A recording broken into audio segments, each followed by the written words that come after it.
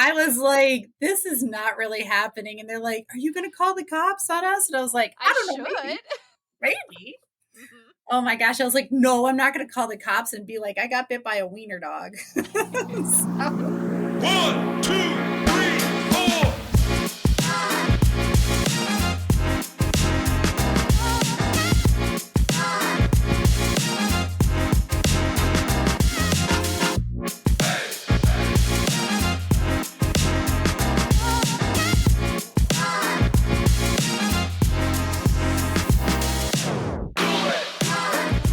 What's up, everybody, and welcome to episode 106 of the On the Runs podcast. We are coming to you virtual. It's been a long time since we've done the actual tros on the pod. Eric. It's about time the tables have turned. Where I get called Eric instead of you. Erica, what's up? Let's roll with it. That worked for me. Let's roll with it.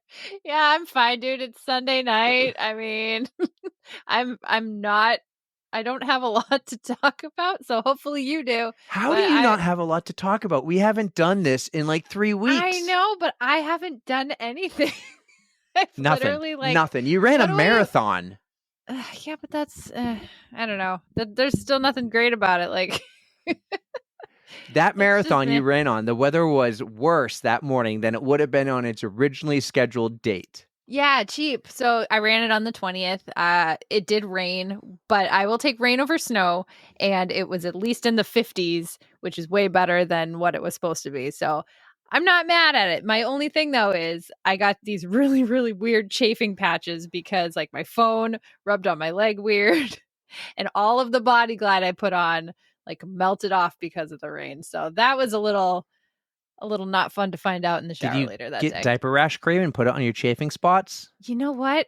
As much as I hear you say it, I still don't have diaper rash cream. So you got to send me your recommendations for brands and I'll go buy some. Or Burt's Bees. Burt's Bees makes it. I love Burt's Bees. Okay. All right. I'm sold. Just go to the baby section. Yeah. All right. They got everything there. I do enjoy me some Burt's Bees. I mean, usually I have all the chapsticks, but I still think the weather was nicer on the original scheduled date. Not for the fair weather. It snowed like 4 days before. It wasn't snowing the actual day of the date. Yes, that is true, but it was still cold and windy that day. So, I don't know. I will take my rain and warmer weather. How is your 100-miler training going? I've actually, so it's been kind of lagging just because the winter sucked and I didn't want to do anything. I get in the winter slump, and now that the weather's finally turning around, it's getting nice out and I'm so excited to be outside. I've been hitting those runs. So it's going better. But where are you doing the training? Oh, on my rail trail most of the time. I say this because my coach has called me out and she goes, avoid the rail trail because I'm training for Mount Washington. And you're training for 100. Are you going to get off the rail trail too? Are you going to widen your training there? Change up the terrain, add some hills, challenge yourself so you get that 100-miler? I will do that in the races that I have coming up. I have a couple of 50Ks coming up. Okay.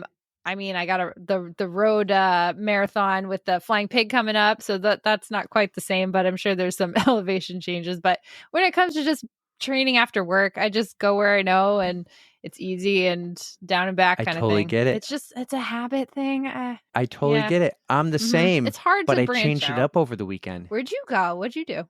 So my daughter's little gym classes in Bedford, and right behind it is this trail called the Bedford Heritage Trail. Okay, haven't been there. I ran it and I loved it. And it was a trail. It was cross country at points. It had rocks. It had roots. It had elevation. And I ran 3 miles out and back, or 1.5 out and back. And then I tackled the hill right outside her gym 5 times. Ooh, hill repeats. I love it. I'm getting that hill training in. I got to get ready for Mount Washington.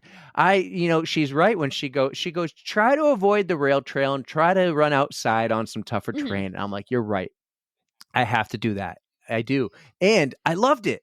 Just felt great being on I was on a trail, but it was just different. I loved it. I loved growing up running on trails, and I kind of did it again. And I loved the rail trail. I really do, better than the road. this is kind of a little different. I'm like, kind of, you're going left and right and you're turning with the trail and you got little bumps and little dips and there was bridges over streams. That and sounds really it was pretty. really cool. Did you need to have trail shoes or did you use just your road shoes? I just had road shoes.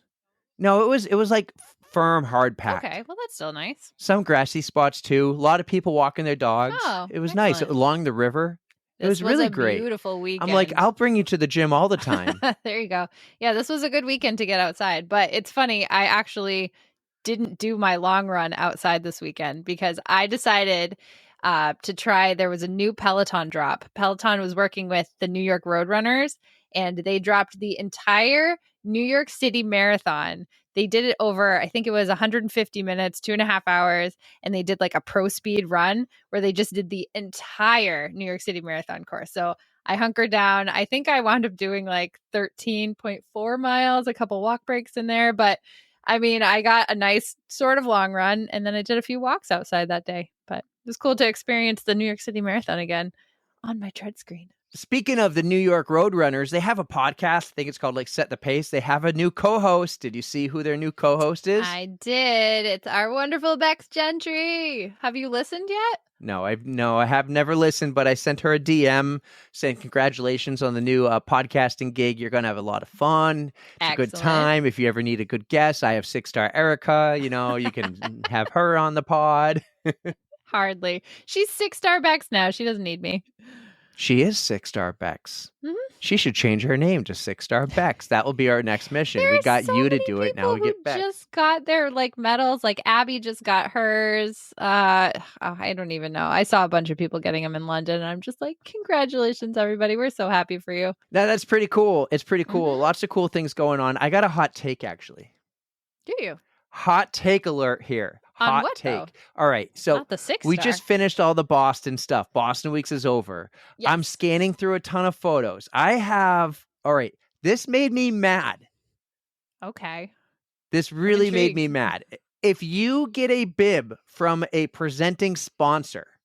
Okay. And you don't run in their singlet or their shirt or whatever, you run in something totally different that like, I get you might have preferences, but if you show no love to that company that gave you a bib, why did you take the bib?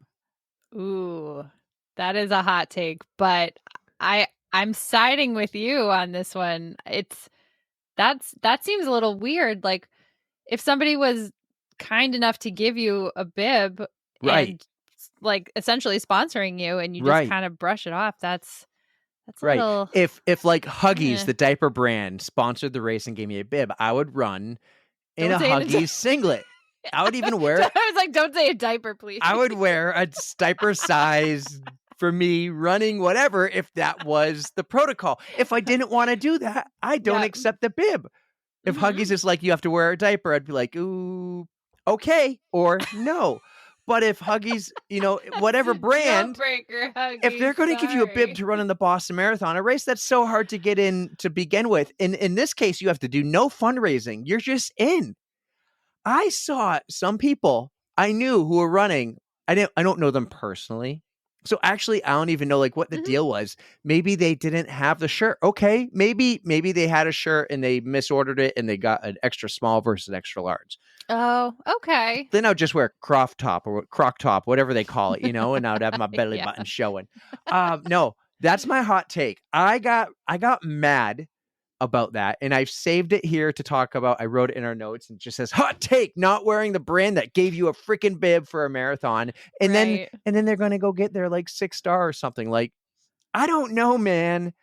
I don't know. I couldn't do that. I couldn't be like, hey, Huggies, sorry. Thanks for the bib, but I am not going to rep you out there. That's just kind of a big F you. Like, they were nice enough to give you something, and you just like, cool, thanks, bye. Like, no, you got to at least acknowledge the kindness that somebody gave to you. Come on. Here's another hot take. Yeah. In this one, I have some sympathy because it was a super hot day, but some people missed the cutoff to get their 6-star medal. Did you see that? I did see that. Yes. I know Boston is one of the marathons that has the strictest cutoff at 6 hours, like flat. So is it 6 flat? I think it's 6. Yeah. And I think it is the tightest of all of them. Mm-hmm. I get it. I feel bad. That sucks.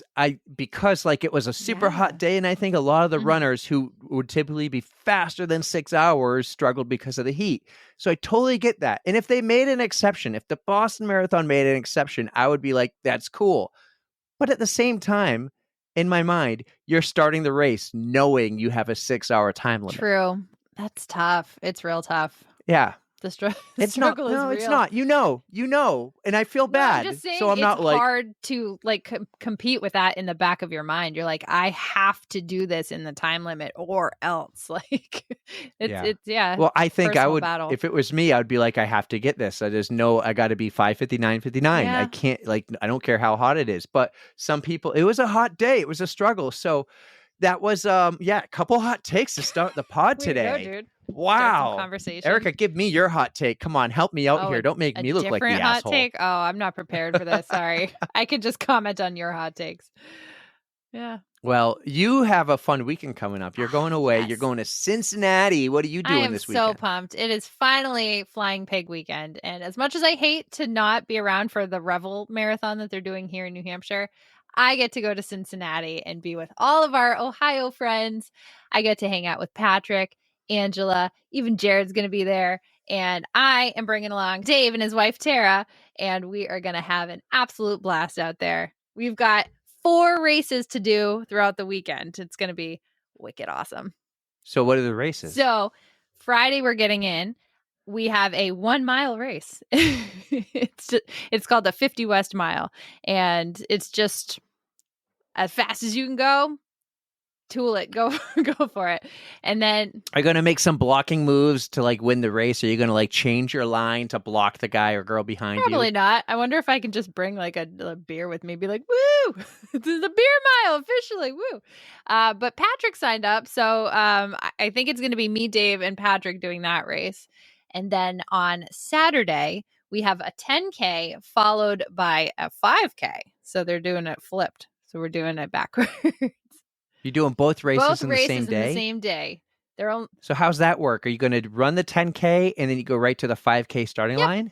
Yep. The 10K starts at like 6:30 in the morning, and then the 5K starts at 9 or something like that. So we got plenty of time to hang out, refuel, do both races. And then Sunday, so the challenge that I am doing, it's called the 4-way with cheese. So the 4. Let's talk about cheese later. Put it on the list. But the 4-way with cheese is doing the marathon plus the other 3 races. And Dave is doing the 3-way with cheese, which is the half marathon, but the other 3 races. I don't know why it's the 3-way and 4-way, but it's pretty fun. We're going to have a blast. Dave's going to have a 3-way. With cheese. I don't know. So you're leaving Friday? We're leaving Friday, coming home on Monday. So I am not going to be around to do our tros. I believe you have a lovely backup co-host lined up. Yeah. I think I'm going to take a week off. Really? I have a plan, but I think I was going to say this at the very end. I don't know 100% what's going to happen next week, but there will be an episode and it will not be a classic. Okay. Well, that'll be fun. All I know is that Dave is looking forward to getting some content with me for you with the Cincinnati weekend. We'll get what's the over under here on videos you're going to take? Like over under 7 at 0.5. I think I can do over that, and I'll probably that would be a PR. I'll probably try to do them all on Friday, so then the rest of the weekend is easy. No. But you know what? I've got like accomplices. I've got Dave, I've got Tara, I've got Patrick, I've got Angela. So with our powers combined, I think we can do 8 videos. You can do better than that. I know you can. We'll see. But you know what's wicked cool? They have all these awesome aid stations during the marathon, and I'm really pumped. They have different like foods. Like they have a Girl Scout cookie station. They have what's called a pickles, and I'm pretty sure it's a bacon wrapped pickle. So I'm gonna stop and eat all these weird things on the marathon course. It's probably gonna end really badly. So there you go. Take a video of everyone. That's what I'm planning on doing. So let's just hope my phone lasts the whole thing. Let's hope for no rain. But I think it's going to be so fun, and just pray for my stomach. I don't want to have a total blowout. All right. Good luck. I pray for you. Thank you. I pray for you. But let's get to our guest, and we can talk more after that. Sure, I can't wait. Like when you get back, we'll do a special episode maybe for you there. But let's get to our guest. We have a friend of the pod returning, but this is finally for her own episode. We got Denise Freeman. It's about time we got her back, because we were diving in a little bit when she was on with John, when he was talking about his races on that OTR Live. So now we got to totally dive into Denise and get to know her so much better. She is super sweet, super awesome, and we love her so much. Did this from her office at work. She just kind of like sat back. I think she was sitting on the floor so the phone could charge. It was really fun, really relaxed. She's super cool. John's better half, we'll call it. And she has a great job that she loves, and she loves to talk about running. And I think there's a TP story here for everybody. So Denise definitely spared no details. So please enjoy Denise Freeman on the On the Runs podcast. our next guest on the pod is a friend of the pod who is fresh off the Cherry Blossom 10-miler. She just happens to be the better half of John Calabrese. She might live in Virginia, but she has New England in her blood. She just celebrated her birthday, and we are wicked excited to have her back on the pod for her own episode. Denise Freeman, what's going on? Woo! It's about time. Yeah, it's been a long time coming, man. We've been planning this forever. So I'm wicked excited. I had to look it up. It's been 7 months since we talked to you last, when we were catching up with John and his fall full of races, and you were crewing him and all that good stuff. So welcome back, Denise. You get your own episode finally. Yay! And welcome to my office. It's beautiful. Your office is inside a Fleet Feet, right? Yes. So I am the manager of the Fleet Feet in Fredericksburg, Virginia. And I have an awesome staff, and I get to do tons of fun things and hang out with like wicked cool people all the time, like literally all the time. Like I hang out with reps for Saucony, Asics, Hoka. New Balance was just here. My buddy Evan, we did a group run with him. It was fabulous. We demoed the new Rebel 4, and it was awesome. So I give props for that one. But yeah, I love my job. I mean, I went from nursing to, being the store manager of a running store, and I can't tell you how happy I am. So it's super cool. That's quite the transition between nursing and running store manager, but it's holy shit, that sounds fun.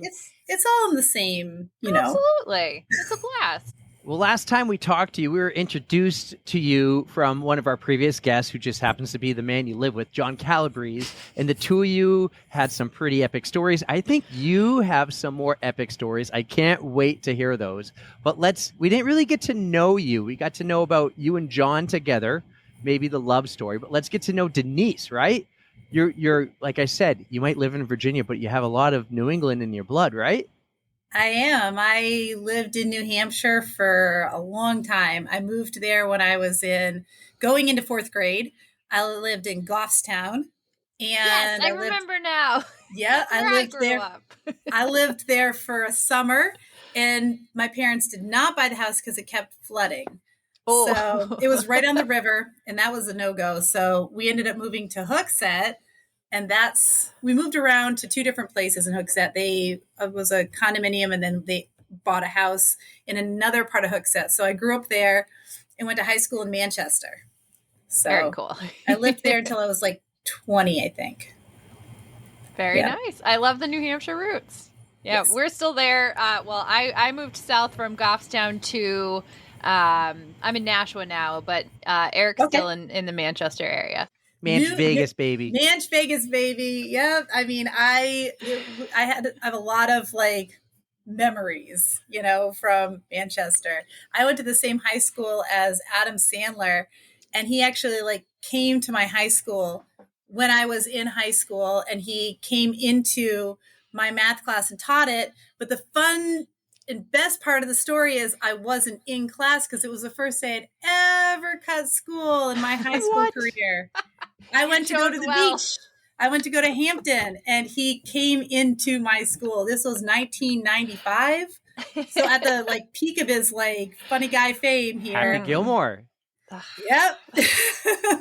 That's it. I'm never skipping school again. Yeah. Wow. My track coach went to school with him. So, or one of my assistant coaches. And so I've been running for 31 years this summer. Wow. That's And you're only awesome. 32, so you've been running since you I were know. one. It was like I started like right out of the diapers. Out of the Yeah. Just had your 32nd birthday the other day. We all come out of the womb running. Yeah, that's right. I mean, I guess so. Just take off. Why not? I just got a fun visual doing that. I know. Here we go. Things are popping in my head. That's what we're here for. So you spent some time here until you're about 20. What was life like growing up? Did you do sports? You just mentioned your track coach. So what were you doing in school when you went to Goffstown? Were you doing track and field, soccer? What do you play? So when I moved to Goffstown, I was only going into 4th grade. And so I was only there for a summer. But when I moved to Hooksett, I started playing softball. And I played softball for several years. And when I was going to go to high school, I was going to go to Manchester Central. And I knew, although I was on the 8th grade team, by the time I got to 8th grade, I was like benched on the school team. I played the league and I did well, but I didn't want to go to high school and get benched because I like to play and I like to participate and I'm competitive. And I said, I don't want to play in high school. And my parents were like, we have to play a sport. And I was like, So I looked at the roster of different sports at my school and I was like, I don't do that. I don't know how to do that. I don't know that at all. And I was like, oh, running, anybody can run. So that's how it started. I had to decide if I could run. So I went out that summer and I started to run. And I was like, this is a lot harder than I thought it was. Yep. So, I did the whole go to the mailbox, run to the mailbox, and then walk to the telephone pole, run to the next mailbox. And that's how it started. And that's what I did through high school. Cross country, winter track, spring track, summer training. My coach's name was Joey O'Neill, and he was like the best coach in the world. He was super tough on us, but he was like a dad, and he really made a huge difference in my life. And all the things that he taught me when I was in high school, like I've always taken with me. And he just was really motivational, inspirational. He used to take us to Boston for Marathon Monday because it was so close, because he wanted his girls, because we were good. Our team was really good when I was there. He wanted the girls to know that like girls could do tough things. They were strong, and he wanted to inspire us to keep going and, keep running, and that it was a legit sport. And so, yeah, Boston means a lot to me because I grew up watching it like when it was important, those formative years. So that is exactly what you want in a coach, though. That is, he's peddling all the good the good things about women in sports, and he's encouraging you and just helping to get you where you need to be. Absolutely. Yeah, he was an amazing coach.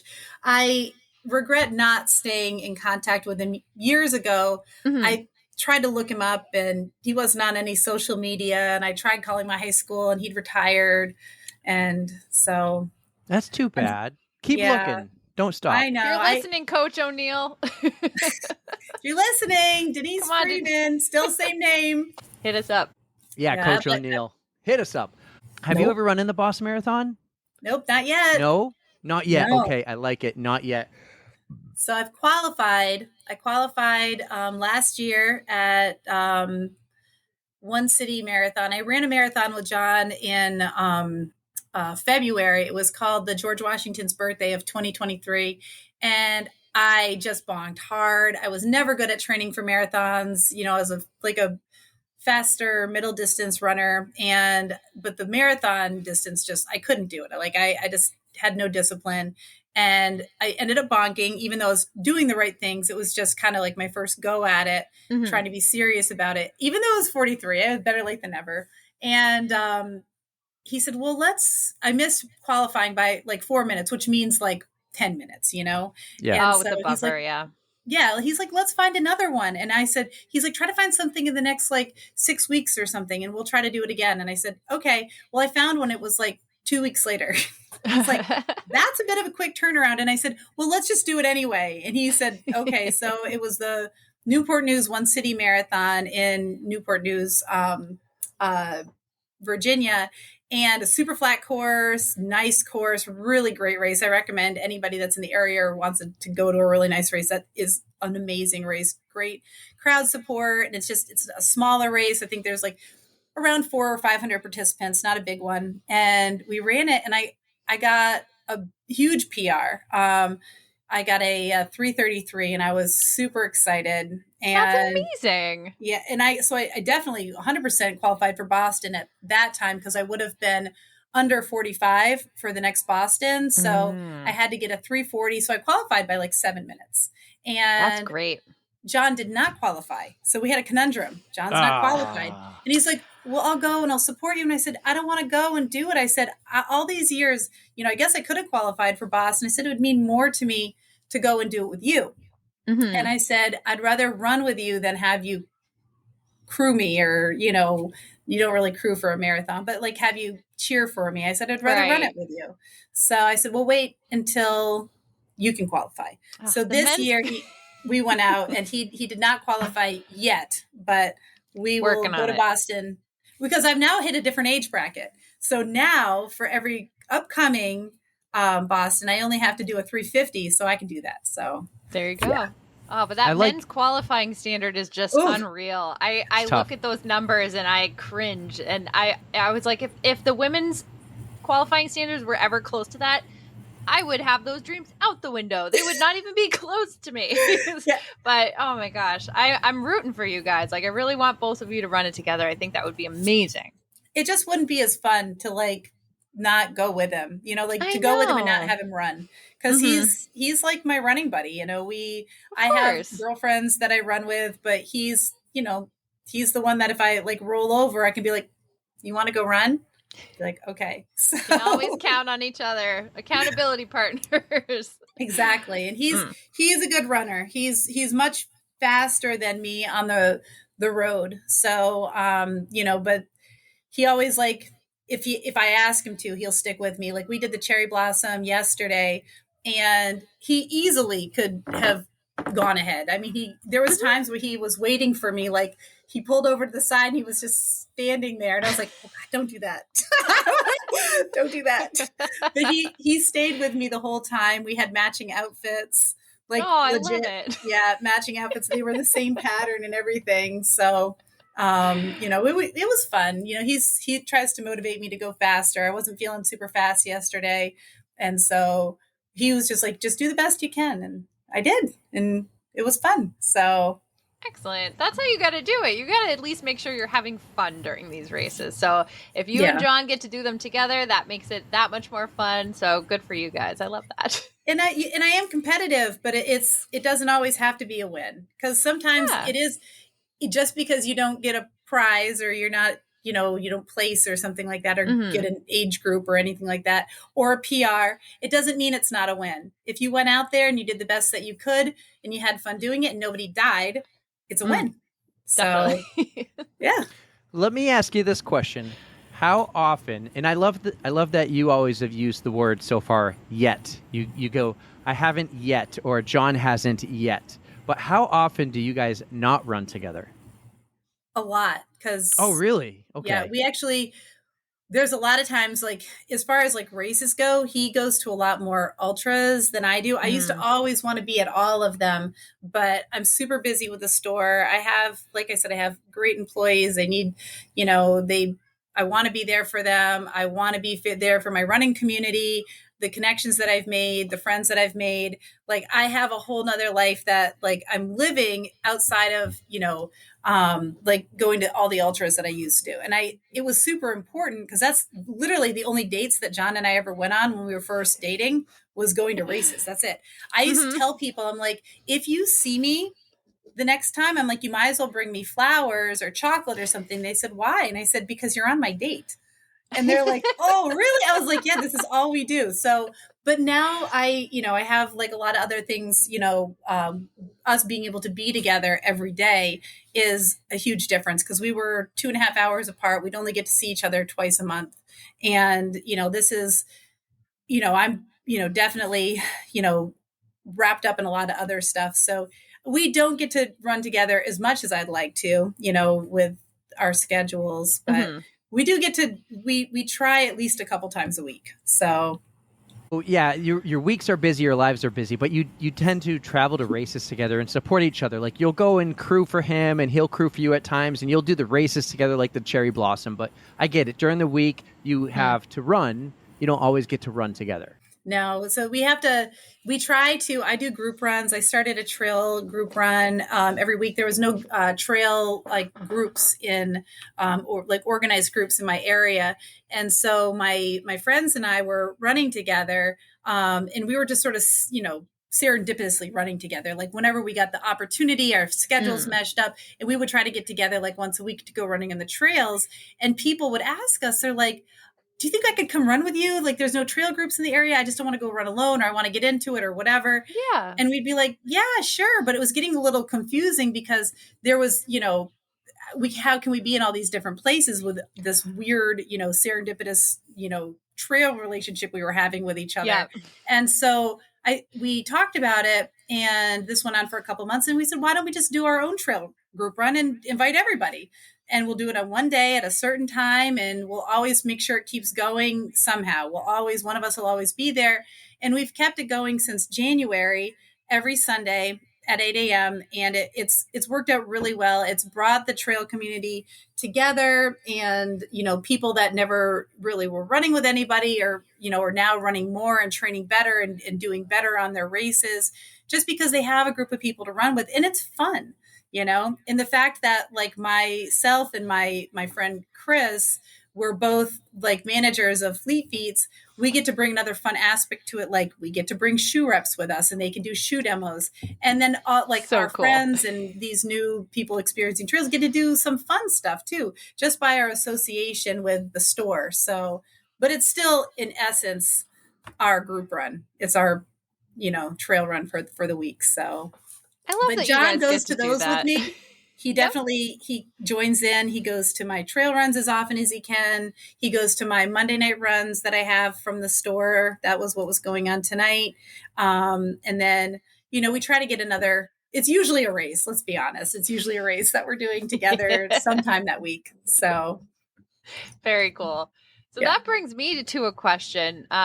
What do you have coming up on your race calendar? So we were touching base like back in September, and I know John had a whole bunch of stuff, but we didn't get to really hear about what you had going on. So I want to hear what races you got going on. I feel like I need to get out my notebook.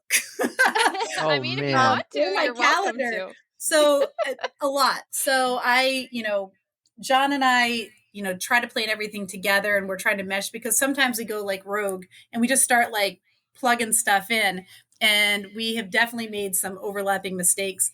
But for the most part, because I wanted to start doing more like 5Ks and 10Ks, because there's so many local ones, and they're with my local running communities, that I kind of wanted to be more involved, because it's fun. And I know these people, they come in and they buy shoes here, and they're people that I run with outside, and they're people that I've known for years. So, cause I used to live in this area, then I moved away, and that's when John and I got together.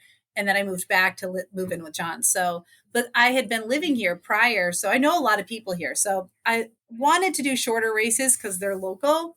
But coming up, I have a 5K at the end of this week. I just did the Cherry Blossom yesterday. There's a 5K at the end of this week.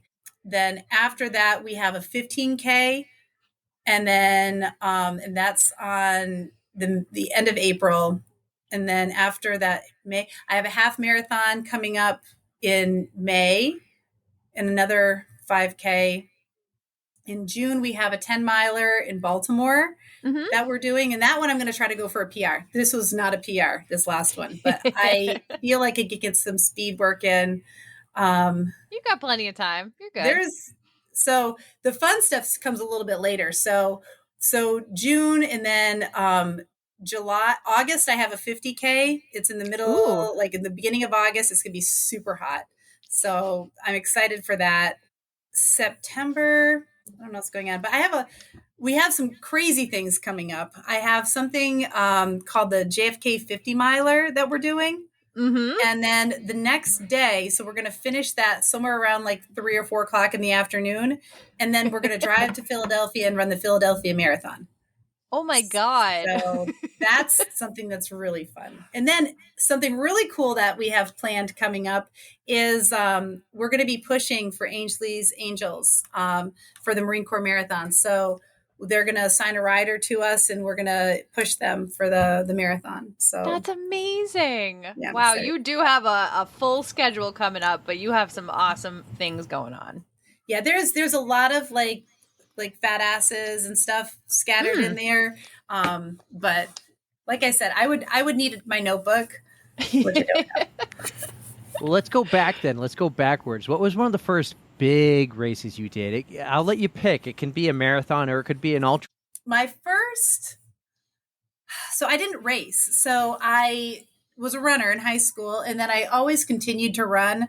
I went through a phase like my late teens, early 20s where I smoked cigarettes and I drank alcohol and I just like wasn't super healthy, but I was still running, like, why not? It was the early 2000s. And so it wasn't until I was actually 30 years old that I started racing, because I always thought it was silly to why would I pay for something I do every day? So True. I did the first race when I was 30. I think it was like a couple days after my 30th birthday. And after that, I kind of got hooked because like I'd gone out and I came in like third. I was like, oh, this is cool. They gave me something. I'm like, that's really neat. I'll do that again. And so I did my first like big race. Probably I did some half marathons, but I did the Marine Corps Marathon on like a lark. Like it was just so random. Yeah. I was like dating this guy. I was getting divorced. I just moved to DC, and he was like, oh, so one of my, one of his employees, he had a sergeant that was supposed to do the race, and he had like a super low bib number. I think I don't know if that was because his rank or his speed or whatever, but he was like, yeah, he can't run it. He's like, so I got it for you. I was like, I don't run marathons. I was like, I don't do that. I'd like never run over like 13 miles like ever. And he's like, yeah, it's coming. But I want to say it was in like June that he gave this to me. And the race was like, in October. And I was like, all right. So I guess I'm training for a marathon. And all I did was like my longest run was 16 miles. And it was only because I got lost. I was living in DC and I hadn't figured out the quadrant system. Okay. Like exactly how that worked, that like you could be on 16th Street and then like it changed and it was in a different quadrant and then you were not on the same street anymore. So I got lost and I tried to get back to a certain street that was the same in another quadrant. Oh my Lord. I got so lost. So I went for my longest run ever. Yeah. And so I ran this race like completely undertrained, but I got my PR and it was my PR up until last year. So nice work. Yeah, first That's not race. bad for kind of winging it. I mean, you had some time to train, so at least you didn't spring it on you in like the beginning of October or something. Where you're it was a little worse than that. I got into a really bad car accident in I want to say it was September. Late August, early September, and I like cracked my ribs. But I didn't want to give up the race, so I kept running, and it was really awful. It was very painful. So oh my God. I still ran it, but it was a little rough. It was is badass. So it was that. That was my. That was my. Listeners probably don't do that, but. But then again, like we do some wild stuff. Like a lot of people don't do the crazy stuff that we do anyway. Turn and burning on like races and running the JFK 50, getting like a couple hours of sleep, going into work. Like doing another race. So. I still can't believe you guys you're doing JFK 50 and then the Philly Marathon. Like that is just mind blowing. So the JFK is something that we want to do every year because that's where I lived. I lived in Williamsport when we started dating, and that's where it ends. And then we watched this movie, The Silver Linings Playbook, because John and I really, really like movies. And so we're constantly trying to think of the next great movie we can watch or something, or rewatch. Yeah. And we watched that one, and it was set in Philly. So we decided that he's like, let's run the Philly Marathon. And then we looked it up and we're like, it's the day after JFK. He's like, let's do it anyway. And he's like, we'll dress up like the actors. Well, very nice. His actor, Bradley Cooper, literally wears like, so we thought it was hilarious because it's a running movie and it's a romance. He's like, we'll just be them. Okay, it's like the most messed up romance movie, but I mean, still, like he's gonna be Bradley Cooper running, who wears a sweatsuit, like a Russell Athletic sweatsuit and a trash bag. Like the that's cutting. Right. So I haven't seen that movie in a long time. That's what he's gonna wear with some Reebok sneakers, and then. Oh, he's going all out. Like even the shoes, he's going to match the shoes. Yep. I think it was the float zig. Is what he's decided on. Oh, so very nice. It just came out. So, and then, I get to be, what was her name? Jennifer Lawrence. Jennifer Lawrence. Yeah. And she just wears running clothes. So you're good then. You are. But we'll just run the JFK 50. So we'll see how that goes. I feel like we're already going to have you back after that massive. It's going to be interesting. So, but it is. I'm looking forward to it. I like it. Good. I mean, that's a crazy challenge that I would take on. I would be on board for that. I mean, well, you do wild stuff anyway, so I don't know if I could do a 50 and then I feel like I would have to do the marathon first and then, because there's no way I would want to do the marathon after a 50. I don't know. I wouldn't want to do a 50 after a marathon either. I mean, but you're there. You're like, I can do the marathon, and then I can at least start. You two are 50. crazy. You two are another level than me. It's honestly, like running is so fun. You're just gonna get caught up in the moment anyway, right? True. And it's gonna be weird to go run a marathon in like no, speed or time expectations. So we're literally just going to go out to survive it in costume. We're just going to see what happens. So you guys are going to have a blast. I did Philly a few years ago, and you'll get the crowd support. It's just really pretty around there. I don't know if you've run anything around Philly before, but it's just gorgeous. So Broad Street. Yeah, I did the Broad Street run, and I really, really want to go back and do that. It was a lot of fun. And I mean, who doesn't want to? It's like, you can't get lost. Like, right? Like, True. Nobody gets lost in that race. Nope, so. You're good. How do you manage all these weekend races while working in retail? Because I used to work in retail long time ago, and it was like required to work weekends. How do you manage all that? That's why I don't get to go to all the races. So, because I mean, not only do I work in retail, but I'm the boss, and so you'd think everybody's like, well, you can just make your own schedule, and I'm like, yeah, if like I was a jerk and like nobody'd want to work for me. So right. I'm like, I'm the way that I manage it is I literally do whatever anybody wants me to do. They need some time off. You got it. You want to do this, you got it. Put your time off in way in advance because I'm going to give it to you. But that way I can manage my own life. Like I pick and choose. So when I do races, typically I go into work afterwards. So I'll do a half marathon, then I'll go to work. I'll do the JFK 50, I'll go into work because I want to be able to do all of it. I was just talking with the ASICS shoe rep. His name is Cash. And we were trying to figure out how we survive in life because we overbook ourselves constantly. It's like going from thing to thing to thing. But I want to do all the things. So, definitely. It's like, so I do have to forego a lot of the weekend races though that John gets to go to because I just, I have to, make sure that my presence is there at work so that I can take those weekends off like a crazy, big JFK Philly Marathon weekend. This weekend at the Cherry Blossom, I volunteered at the Bull Run 50 miler in the morning. I had to be there at 4:30. Then I drove to DC. We got the packets. He ran, he pushed a rider on a 14-mile trail race. And then he met me in DC and then we got our packets and did the race. So we were trying to like constantly multitask. So you guys, whatever you're doing, I know it's so hard to balance sometimes, but you sound like you're doing it right. So just keep doing what you're doing. I hope so. Like I want a good balance. Like I want to work hard. I want to play hard. I want to have all the friends, do all the things, and eat all the food. So there you go. You can sounds like an ultra runner. Yeah, that's caused some problems with my speed, but you win some, you lose some. I mean, it's a lot of fun. I mean, I can't remember a time in my life when I was happier. So good. My kids are older, so I'm not constantly there's no babies. It's just go out and try to do some stuff for me now. Good. You earned it. You definitely did. Well, when we had you on, which was for John's OTR Live, that might have been the last. No, it was maybe the second to last OTR Live we did. We'll get back into those this summer. But when you came on, he's like, hey, can my girlfriend come on? We were like, absolutely. We want to hear the love story.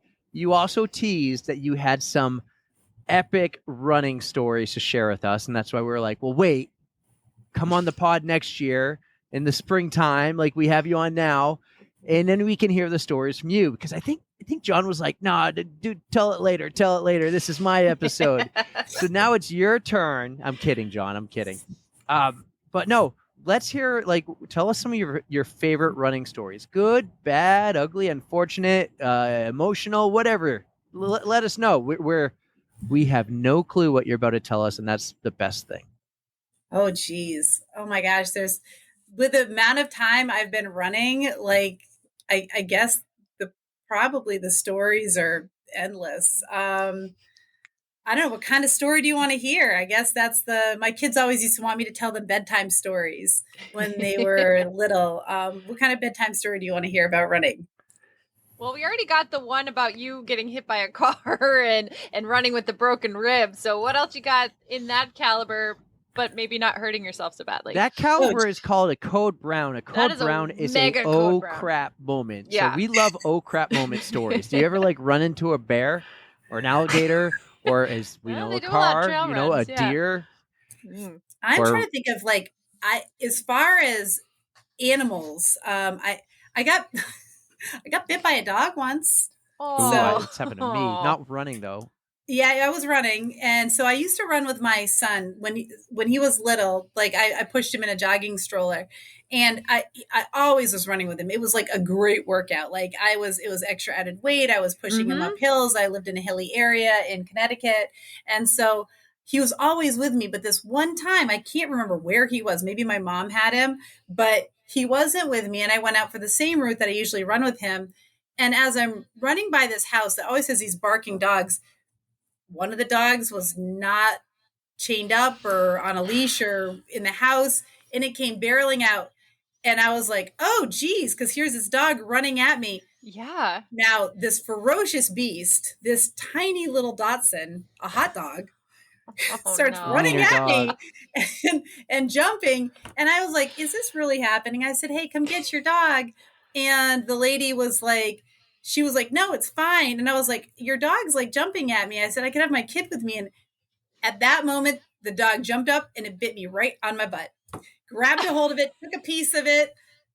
And I was like, you got to be kidding me. I was like, it just took my butt. I got bit by a hot dog on my butt. I was like, so now my butt's bleeding. And I'm like, the shame of being bit by a hot dog. I was like, this is not really happening. And they're like, are you going to call the cops on us? And I was like, I should. Maybe. Oh my gosh. I was like, no, I'm not going to call the cops and be like, I got bit by a wiener dog. So, I've always called those dogs ankle biters. Now I'm going to have to call them butt munchers. Butt munchers. Yes. Because it totally munched my butt. Let's see. I used to run, same era. I used to run, this is before racing and going to, do my current, kind of running that I do. This is just all running for the fun of it. Any moment I could, 4:00 in the morning, whatever. So I used to go out super early in the morning, and I had all these really weird experiences. I was running one time down the road, and I guess there was kids out partying still. And here I am, running down the road in my big old green vest. This is before tracer vest or anything like that. I didn't have a headlamp. I think I had a flashlight with me. And they start throwing beer bottles at me. I was like, is this happening? I was like, well, I don't even like know what to do. Like, I'm like just dodging beer bottles. Oh my God. Like I'm like hooligans. I know. So I've had beer bottles tossed at me. I've had pickup trucks like try to run me down before. Like I was running up a hill one time. That's not cool. And there was a truck just sitting there and he had his lights on. And I was like, then he starts revving his engine. I was like, oh no. No. Don't do it, dude. Don't do it. And he just comes barreling down the hill. And I was like, no. And I jumped into the ditch. But if I hadn't, he would have run me over. Oh my God. Why? What the heck? Wild. They're wild. This is like in New England too. So that almost doesn't surprise me. With all the like mass drivers and they're not they're the mass best. holes. Yeah, pretty much. Probably had mass plates. I'm trying to think of something crazy that's happened on a race. Any epic DNFs? Only one, just with John. And it wasn't really like, yeah, I've only DNF'd one race. It was the first and only 100 miler I went to go out on. And it was a terrible decision. I signed up for it. And we'd signed up for another race. And I was like, well, you'll run it with me, right? And he said, yeah, I guess I'll run it with you. We signed up for a fun half marathon in DC. And then I signed up for this 100 miler. And so he signed up for the 100 miler too. So now we're signed up for two races, but we're blowing off the half marathon, right? So we drive all the way to Pennsylvania. This is like a sad story. We drive all the way to Pennsylvania in the beginning of March. So it's frozen, right? It's cold. It's Pennsylvania. And we get out there and it's like 13 degrees. So we start the race. It's super cold.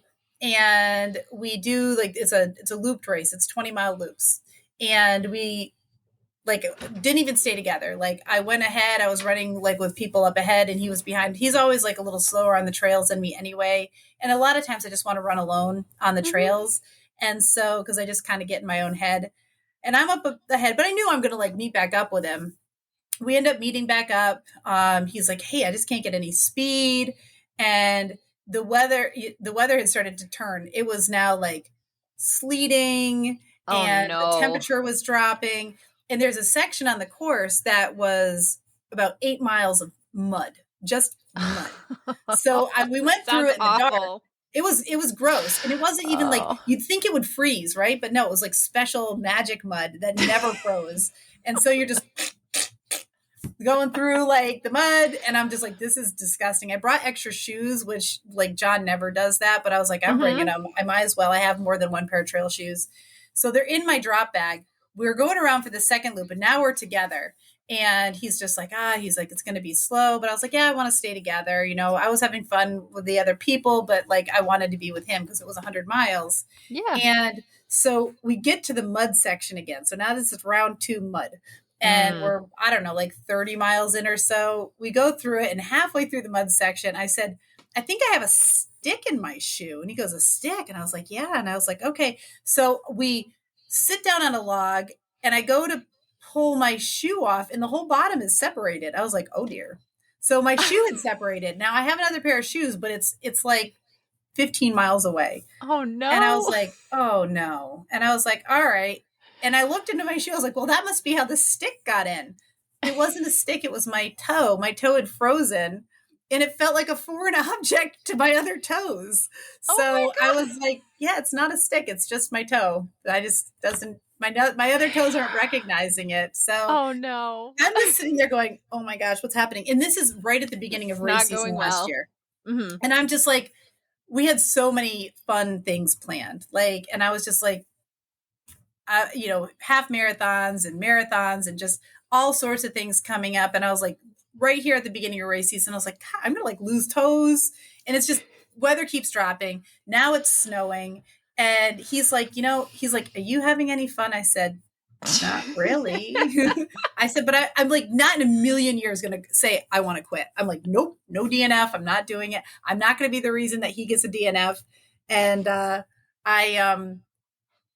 was toughing it out. And then he was like, listen, if you say you want to do it, I'll do it. And we could just do it together. And he's like, no harm, no foul. Nobody's, like It's fine. Yep. I said, okay. I said, so you're not going to get mad? And he's like, no. I was like, because I really want to go home.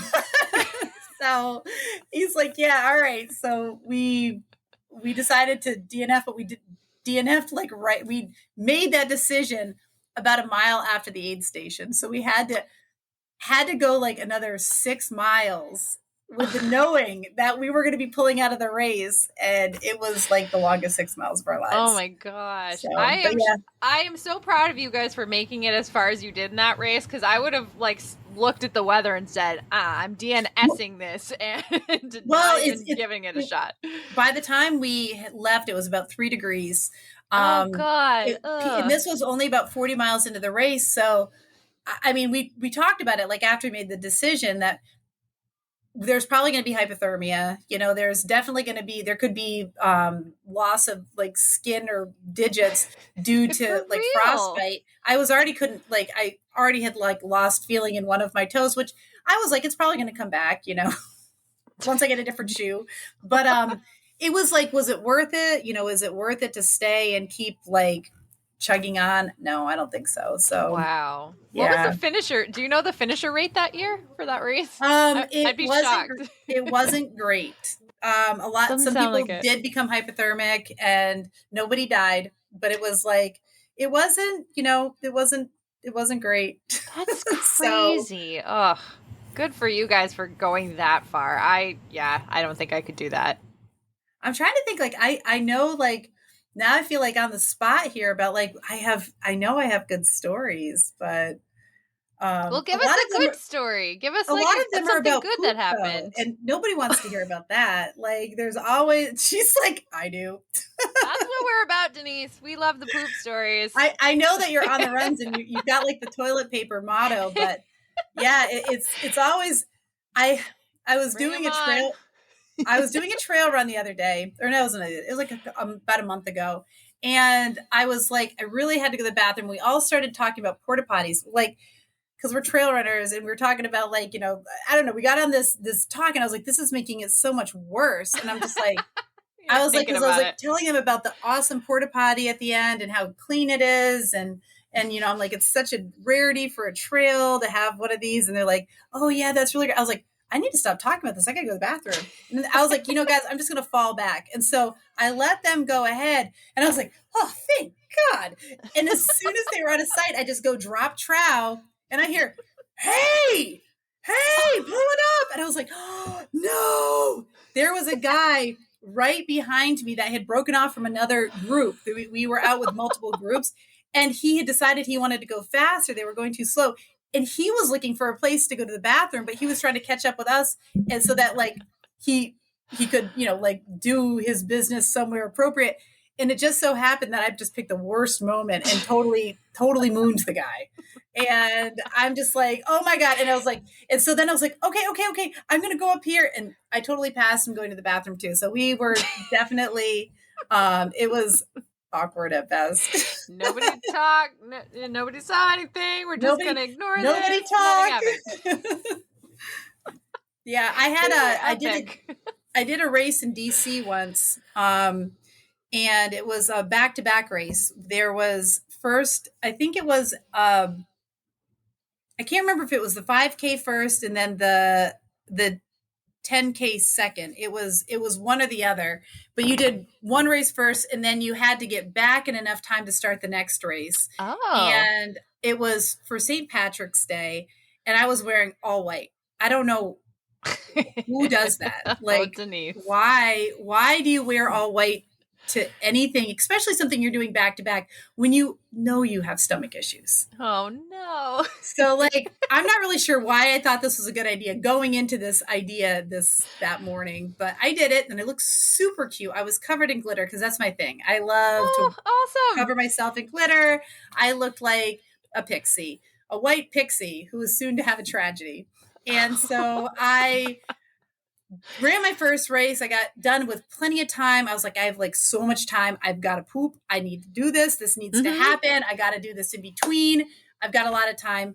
I got this. So I run into the bathroom and I was like, I'm not sure if I'm going to make it. Stand in the line. I get in. I'm like, yes, close the door, relief, I'm happy. And I look around and there is absolutely no toilet paper in there. No. The worst. I'm like, and I'm wearing all white. So, no. And I was like, I've got like this cute, adorable, ultra mini white running skirt on. And it's tight. And I'm like, I don't know what to do. This is a mess. And this is a situation. It's not like you can like bang on the door and be, or the stall and be like, hey, can you pass me some toilet paper? I'm just stuck. Right. And I did something that, I did something that like, I probably shouldn't tell you guys about because it's really renegade. John, when he first learned about this story, I think he may have fallen in love with me over this because I'm such a badass. I saw some toilet paper that was like kind of balled up in the corner.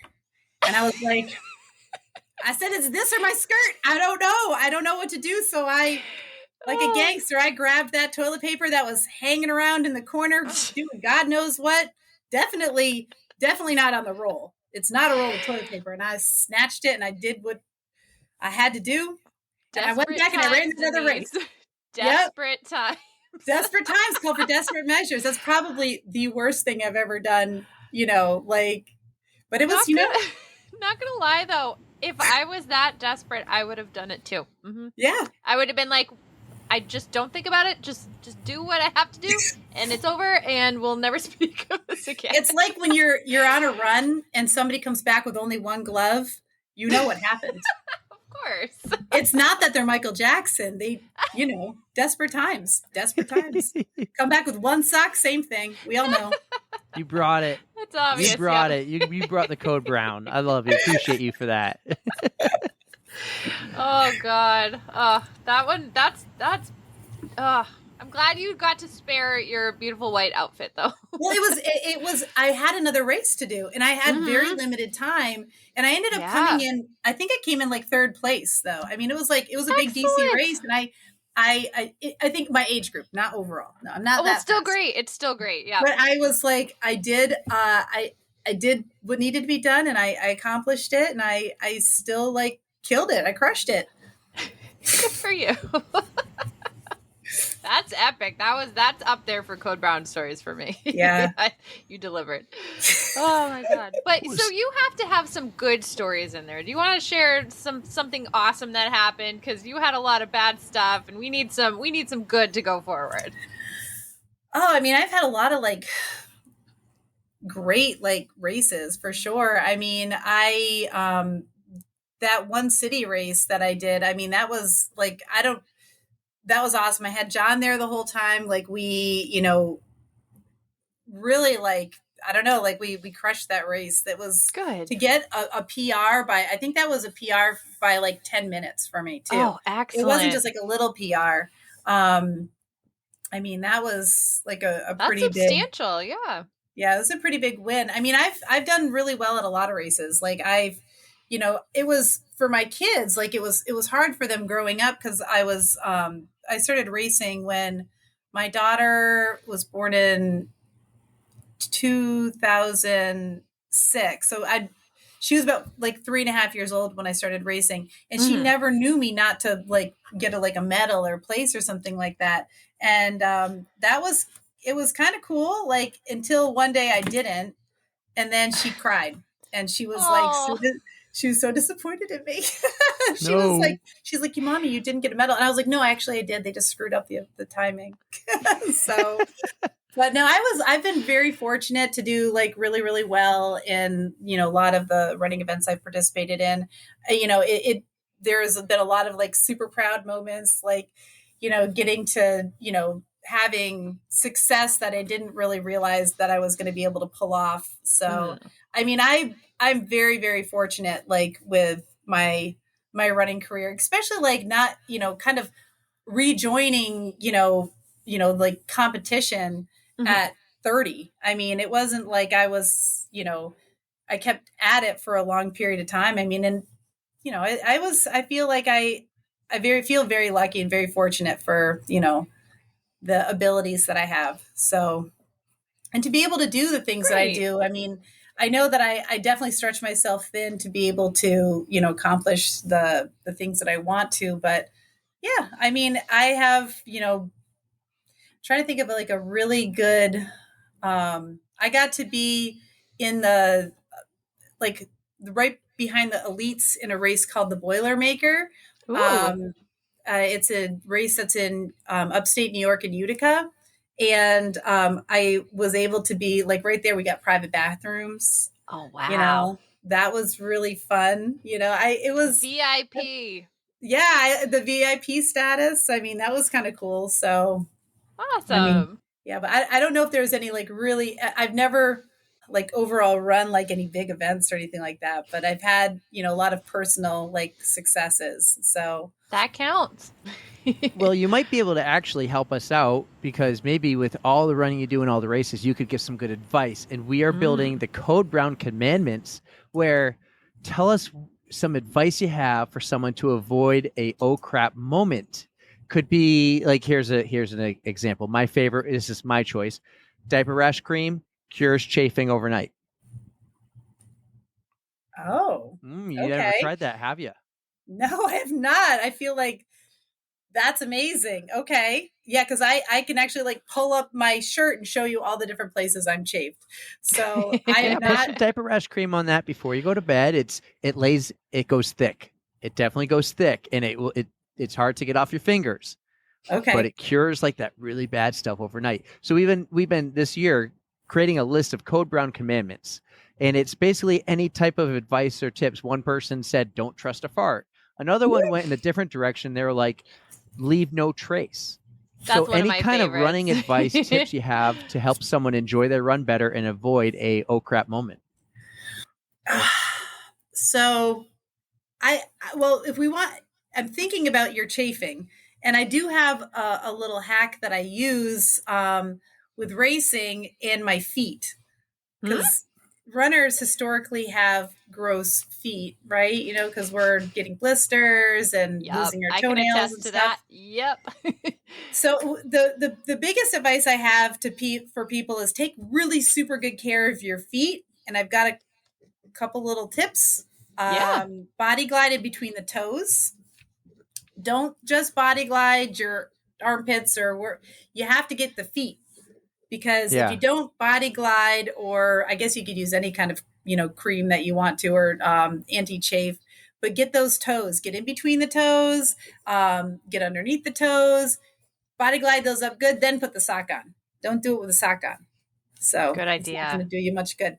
And don't wear shoes that are too small, and like really get your foot measured, because I lost 3 toenails all in one race from my foot getting bigger from ultra running, and I just hadn't realized it, and it kind of caught up to me in a pair of my carbon plates on a race. And I was just like, I finished that race and my toenails were swollen underneath the toenail.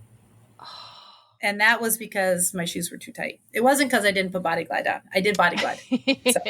That's happened to me before. It's like my toe is just one giant blister, and it starts underneath the toe, and that's how you lose the nail, just because it pops off. That was my first marathon. That's what happens. Yeah, my Marine Corps marathon, that first one that I ever ran, I had to go to the med tent because I was having so much pain, and something was wrong, and I was afraid to take my shoe off, and so I went to the med tent, and they're like, ugh. I looked at it and it was all sorts of wrong. And I was like, what's wrong with my foot? And they said, well, there's the blood blisters so bad, we have to lance it right here.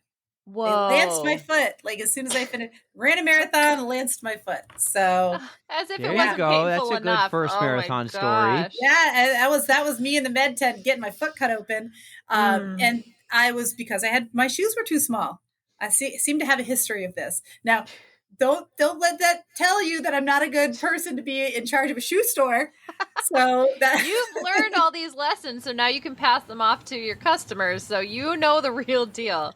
So what do you recommend? Like a half size, a whole size, like bigger, like just wide toe box? It's a half size bigger, but it depends on everybody's feet are so weird and different, like you really got to, you have to come into a store and have a really nice conversation with your friendly sale. They're not salespeople at my store because we don't work on commission or anything like that, but they really are very knowledgeable. So yeah, half size is the rule of like, to live by if you're just going to go for a shoe and you think you know your shoe size, but you probably don't. So well, I have to give credit to my local Fleet Feet because I got measured a few years ago and they told me the same thing that you say. And I went a half size bigger in all of my shoes and they just fit so much more comfortably. I mean, I still I feel like I do have weird feet. Like, so I do occasionally still lose toenails, but I feel like I just mess them up and they're just always going to be that way. So I don't blame the shoes, but my advice to everybody is take really super good care of your feet and body glide your toes. You got it. I like it. That is perfect. Perfect advice. I wish I had learned this like early on because I really have messed up my feet. Well, and it's like that just keeps the blisters away. But if you think about it, you can run through a lot, but like, and you can still run through blisters, but think about how bad it is. Like when you start to get those blisters forming and you're like halfway through your race, because that's all it takes. Yeah. Your toes start to chafe and the world has ended. Yep. So all I can think of is Sally McRae and one of her 200 milers. And I think she was 8 miles into one of them and she got all these terrible blisters. And I'm like, it takes a huge mental game to get through something like that. So I have a lot of respect for people who can push through that kind of pain. It's so intense too. Mm-hmm. Yeah, it's your feet. Like you need to take care of them, for sure. Especially like if you're like out on a long ultra and it's wet, you got to try to avoid getting trench foot, that kind of stuff. So right, ew. Here's hoping we can all avoid trench foot. That just does not sound great at all. Knock on wood, hoping to never get that. So, Denise, we have ourselves a wonderful Spotify playlist, and we like to invite our guests to add a song to it. So it could be anything that you're like listening, like on a run. I don't know if you listen to music when you run or if you like to just zen out, but just anything that pumps you up and gets you motivated. Okay, hold on. I have my phone right here. Yeah. I do have a song for you. It's my favorite to listen to when I'm running. And I have like a running playlist. Mm-hmm. I hold on. I'm going to tell you what my running, I have a couple, but there's one that I like the best. Perfect. And they're mine. I made them because I'm old. And like, I literally only listen to, like, I still buy my songs by the song. Like I don't have, shh. You're supporting the artist. No, that's great. So I like literally I buy them $1.29 at a time. So I do that. That's me. And here's my playlist. I have one called Team Thick Cheeks. I have another one called Get It. And then there's Happy Run. So those are my 3 playlists. But I'm going to give you one from Get It because that's my favorite playlist. Perfect. And I've got some real bangers on here. Hold on, where's my favorite one? I just have to say I'm loving your Team Thick Cheeks because I am a proud member of Team Thick Cheeks. So hello, I'm all about that. Yes, it has meaning behind it, and it was something nicknames that John and I used to call each other, and I kind of combined them now together. It's cute. Yeah, it is really cute, and I can't tell you what our nicknames were because it would embarrass John. So stop, you two. He deleted our nicknames from his phone because he was afraid that his daughter would see them. Oh, I was like, but we'll always know them. So the song I'm going to give you guys is "Pursuit of Happiness" by Kid, and I don't know how to say if I'm saying this right. Cuddy, yes. I know that. Good did song. you guys ever see? Did you ever see the movie Project X? No. Is that the party one? Yes. So you know the part where things start to get really messed up and everybody's on ecstasy and they're jumping off the roof and people are in the bouncy house with the blow up dolls and everything's going really off the wall, like things are crazy. And yeah, I'm not sure if this is the part where I think it's the part where they actually the guy, the actor hits the gnome full of the ecstasy and he hits it and breaks it open. And it's all instrumental. Like it's all this song playing and it's called "The Pursuit of Happiness" by Kid Cudi. I do know this song, and it is fantastic. That's going to bring a whole new vibe to this playlist. I'm very excited. Yeah. Well done. That's my jam when I'm running. I have it on there like twice so that it'll play over again. Excellent. Oh, I love it. I'm going to add it right now so I don't forget. Oh, man, that's fantastic. But yeah, I don't run with music all the time because I like to. I'm really into like the immersive running experience. Like I want to smell all the smells, whether they're good or bad, whether it's beautiful flowers or the garbage truck. I mean, it's all part of the experience when you're out there because I mean, I used to get stuck in the garbage truck like, all the time. I figured he was out to get me. Really? I was like, does he know my route? Does he know? I don't feel like I never used to run at the same time or in the same route because I never wanted to get like stalked or anything like that because I did. And that was like a not fun story, but like I did get stalked and I did have to carry banks and stuff. And so I wanted to, keep my routes different, but I was always behind the garbage truck. I don't know. So, but yeah, I do like to like hear the sounds and smell the smells and look at all the sights. But occasionally I like a good music run. So that's my jam. I wish I was more like you guys and could channel nature, but I hate listening to myself breathe. I hate like sometimes my footsteps don't match the cadence I want it to. And I don't know, there's just things that it makes it less zenful. So I don't know. I need a little something to keep me. I mean, and that's fun too, but I do like to I like to listen to how my feet are sounding. I like makes me analyze, do I like this shoe? Does it make too much noise? I like to hear myself breathe so that I can try to I'm really big into like how I'm breathing when I'm running because my coach was really big into that. So I try to regulate my breathing a lot. So I feel like sometimes if I'm listening to music, I kind of let all that stuff go. And God knows, I could sound like a choo-choo train. I just don't know because I'm not paying attention. So maybe I should take a note from you and just try it and see if I like it. Yeah, it's not keep the music on pause, and then I'll be like, once I get out, I got to get out like actually in nature. I usually run on a rail trail. It's not like it's paved. It's not totally naturey, but that's the best I can do. There's woods. Well, no, I mean, I used to run on the CNO all the time. I loved it. It didn't do anything for my training. Like it didn't make me a stronger runner. It just was really fun. And just like it though. Yeah. Yeah. There you go. So what's coming up for you and John? What are you guys doing in the next couple of weeks or months here? Do you have any cool plans for the store besides the group runs? What's in your future for the summer of 2024? So this summer, we have some fun things coming up. He's doing this crazy race called the Gym. I don't know if you guys have ever heard of it. Yeah.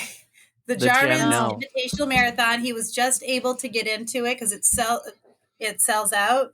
I mean, it's like $10 or something like that, just to torture yourself. But they open it at 4:30 in the morning on a certain day, and you have to get in. If you don't get in the first, sometimes it's 5 minutes, it's closed. So, and then get in on a wait list if somebody drops out, but they usually don't. So, I mean, people specifically gravitate toward this race because it's so dumb. And last year I went with him and I dressed up in a Hooters outfit. If you don't know anything about the gym, it's really like awful. It's this hillbilly crazy race out near Charlottesville, and literally you run 3 miles like straight up. I mean, the elevation is like ridiculous. It's like 8,000 feet of elevation during this run, and it's 29 miles. Oof. And you run up 3 miles up a gravel road and then 3 miles down the same gravel road, and the gravel road is just shitty. This is ringing a bell. It's all like, I feel like you might have mentioned this. And it's so, anyways, I went to go watch him last year. So he signed up for it again. I mentioned earlier that I'm doing a 50K on, I think it's August 3rd, whatever day it is in August. It's the same day as the gym. And I want to go watch it. So what I'm going to do is I'm going to go run the 50K with my friends. And then I'm going to get in my car and I'm going to go drive 2 hours and I'm going to go watch him suffer the rest of the way. Because my race starts at, I think, 7:30 in the morning and his starts at noon because it's awful. And it's noon in August. And so I'm going to go and I'm going to watch him. So that's something I'm really looking forward to because it's awful. So, and that is a crazy weekend for both of you. I mean, he's got it bad, but you have to go run a 50K and then drive a couple hours. But at least you can sit afterwards. And I hope you have your bucket of popcorn watching him climb this, this road mountain, whatever it is. Folding chair. Probably like one of those really bad ones. Do you have compression boots? I feel like you need compression boots, and you could just sit in them and be like, "Yep, I'm gonna wait until he's done and just enjoy." I don't, but I should. I should probably get a pair after that. So, they're a good investment. We do have a cool, like we're both running a half marathon that's here in the town that I work in, and that the closest like big town that we live to is called Fredericksburg. And it's the historic half. It's part of the Marine Corps running series. And I'm super looking forward to that. So he's pushing for Ainsley's, but I'm just going to run it. And so I'm really looking forward to that. I'd like this year, like my plan was to just do all PRs. I just want to PR everything I do. And I started off with like a bang. Like in January, I was like training all the time with my girlfriend Lisa. Like we were on point. We were going to run the one city together, and then John was going to run separately because he was going to qualify for Boston, and I was going to get this massive PR. I wanted to get 325, and that didn't happen because in February things just went.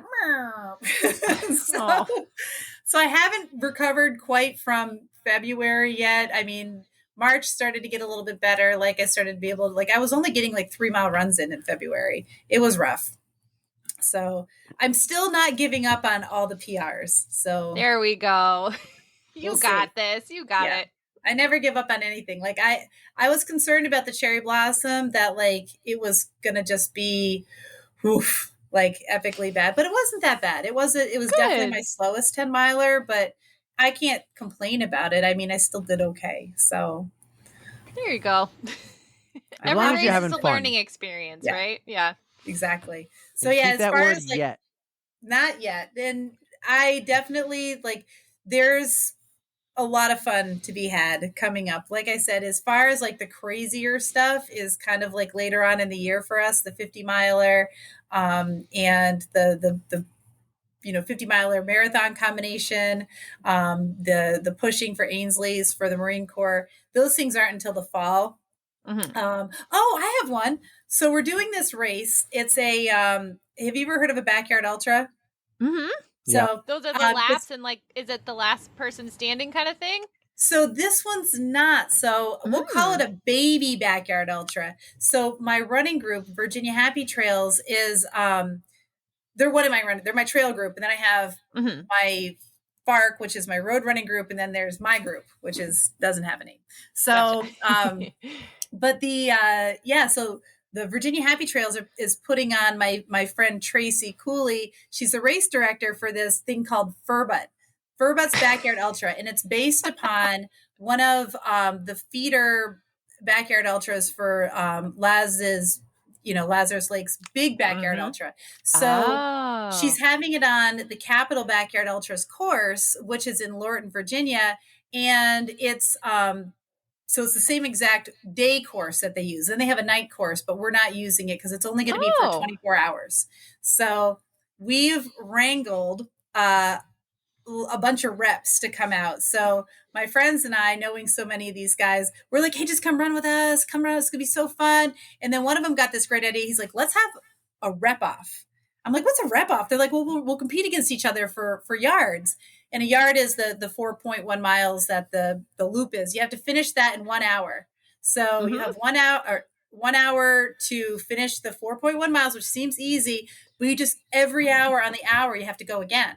That's right. Whatever time you have saved is what you can drink or go to the bathroom or do whatever you got to do.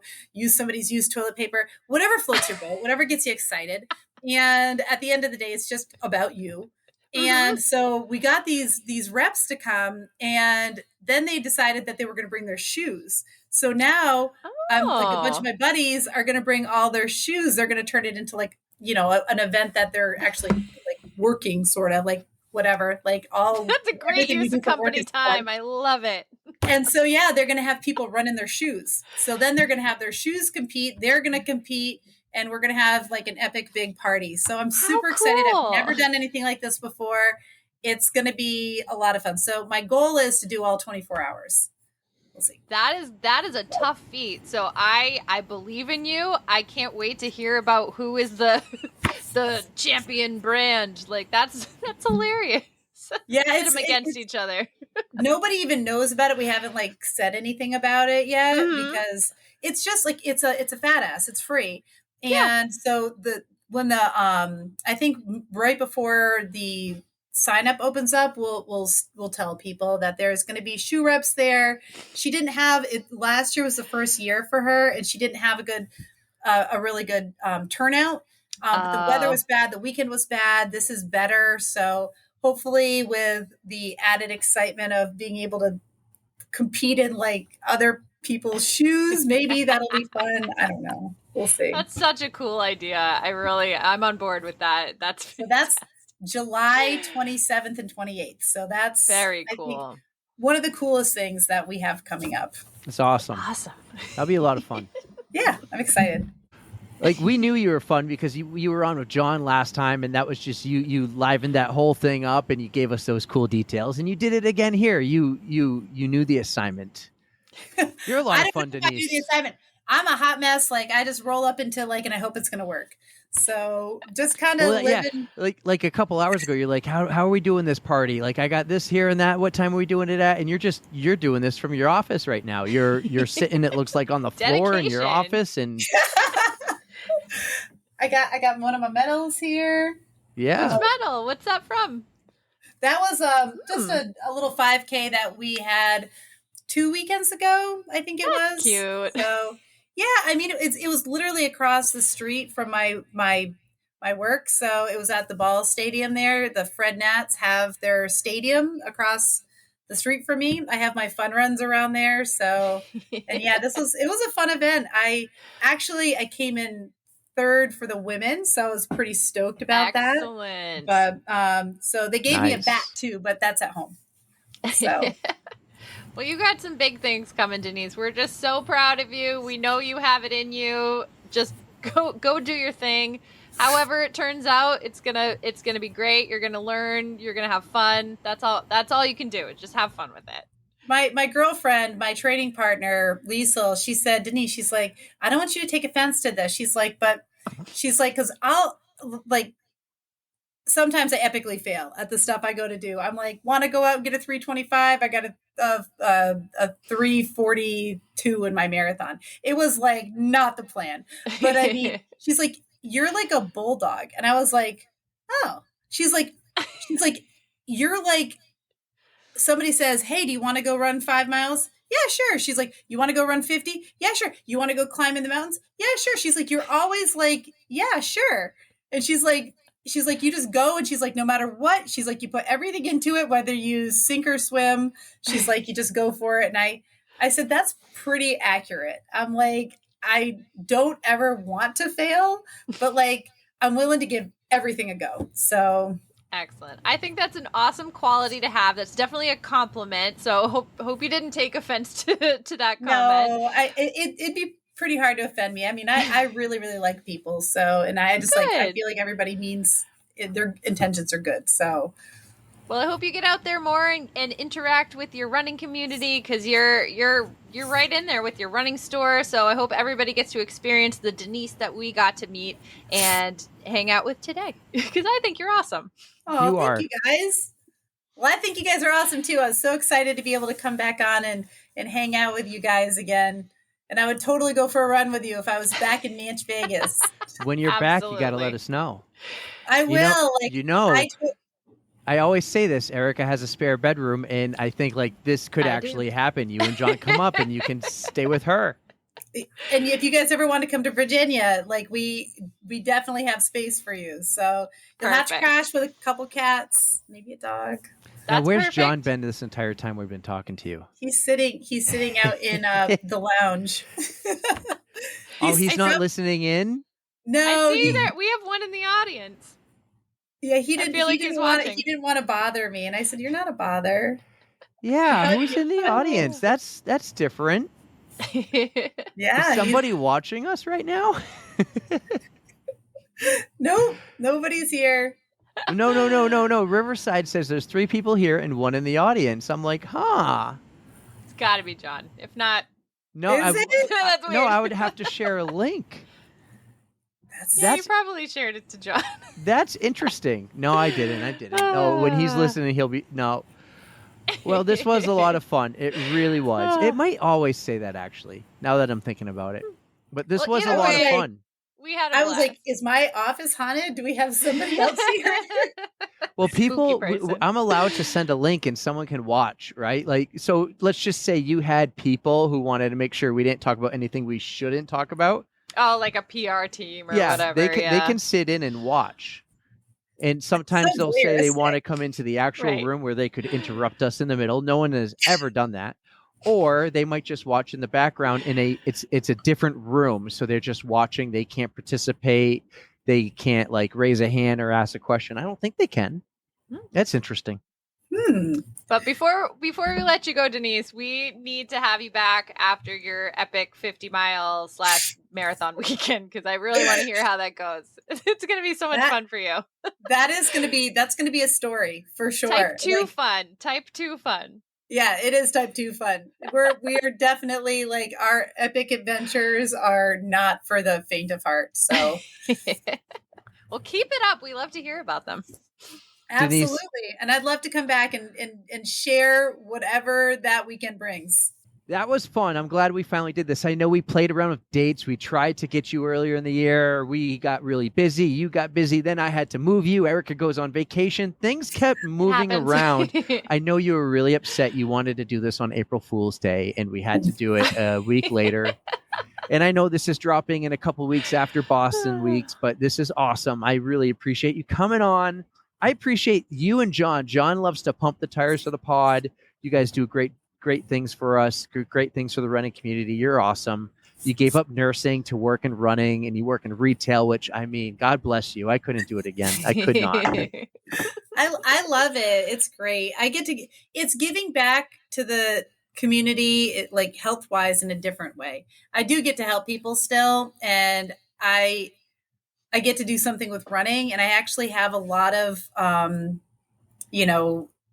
say in what I get to do with my store and what I get to do with the running community in general. And it does make me super happy. My kids, when they were really little and I was younger, they would always ask me, "Mommy, if you could ever do whatever you wanted to do, what would you do?" And I said, "I would run. I wouldn't want to be an elite athlete, because that would be awful. Like, I have to run really fast and poop myself all the time."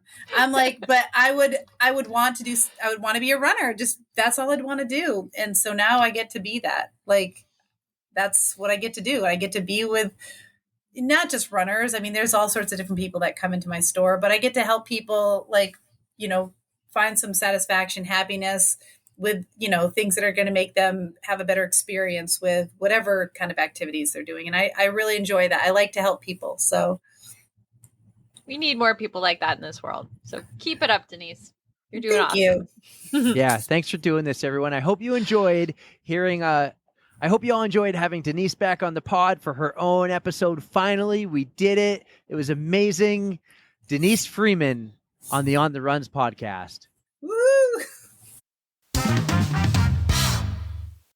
Denise, thank you so much for coming on the pod. Finally, we were able to do this. We were so excited, and you definitely delivered with the stories. We were so happy to hear from you. You were awesome. Thank you.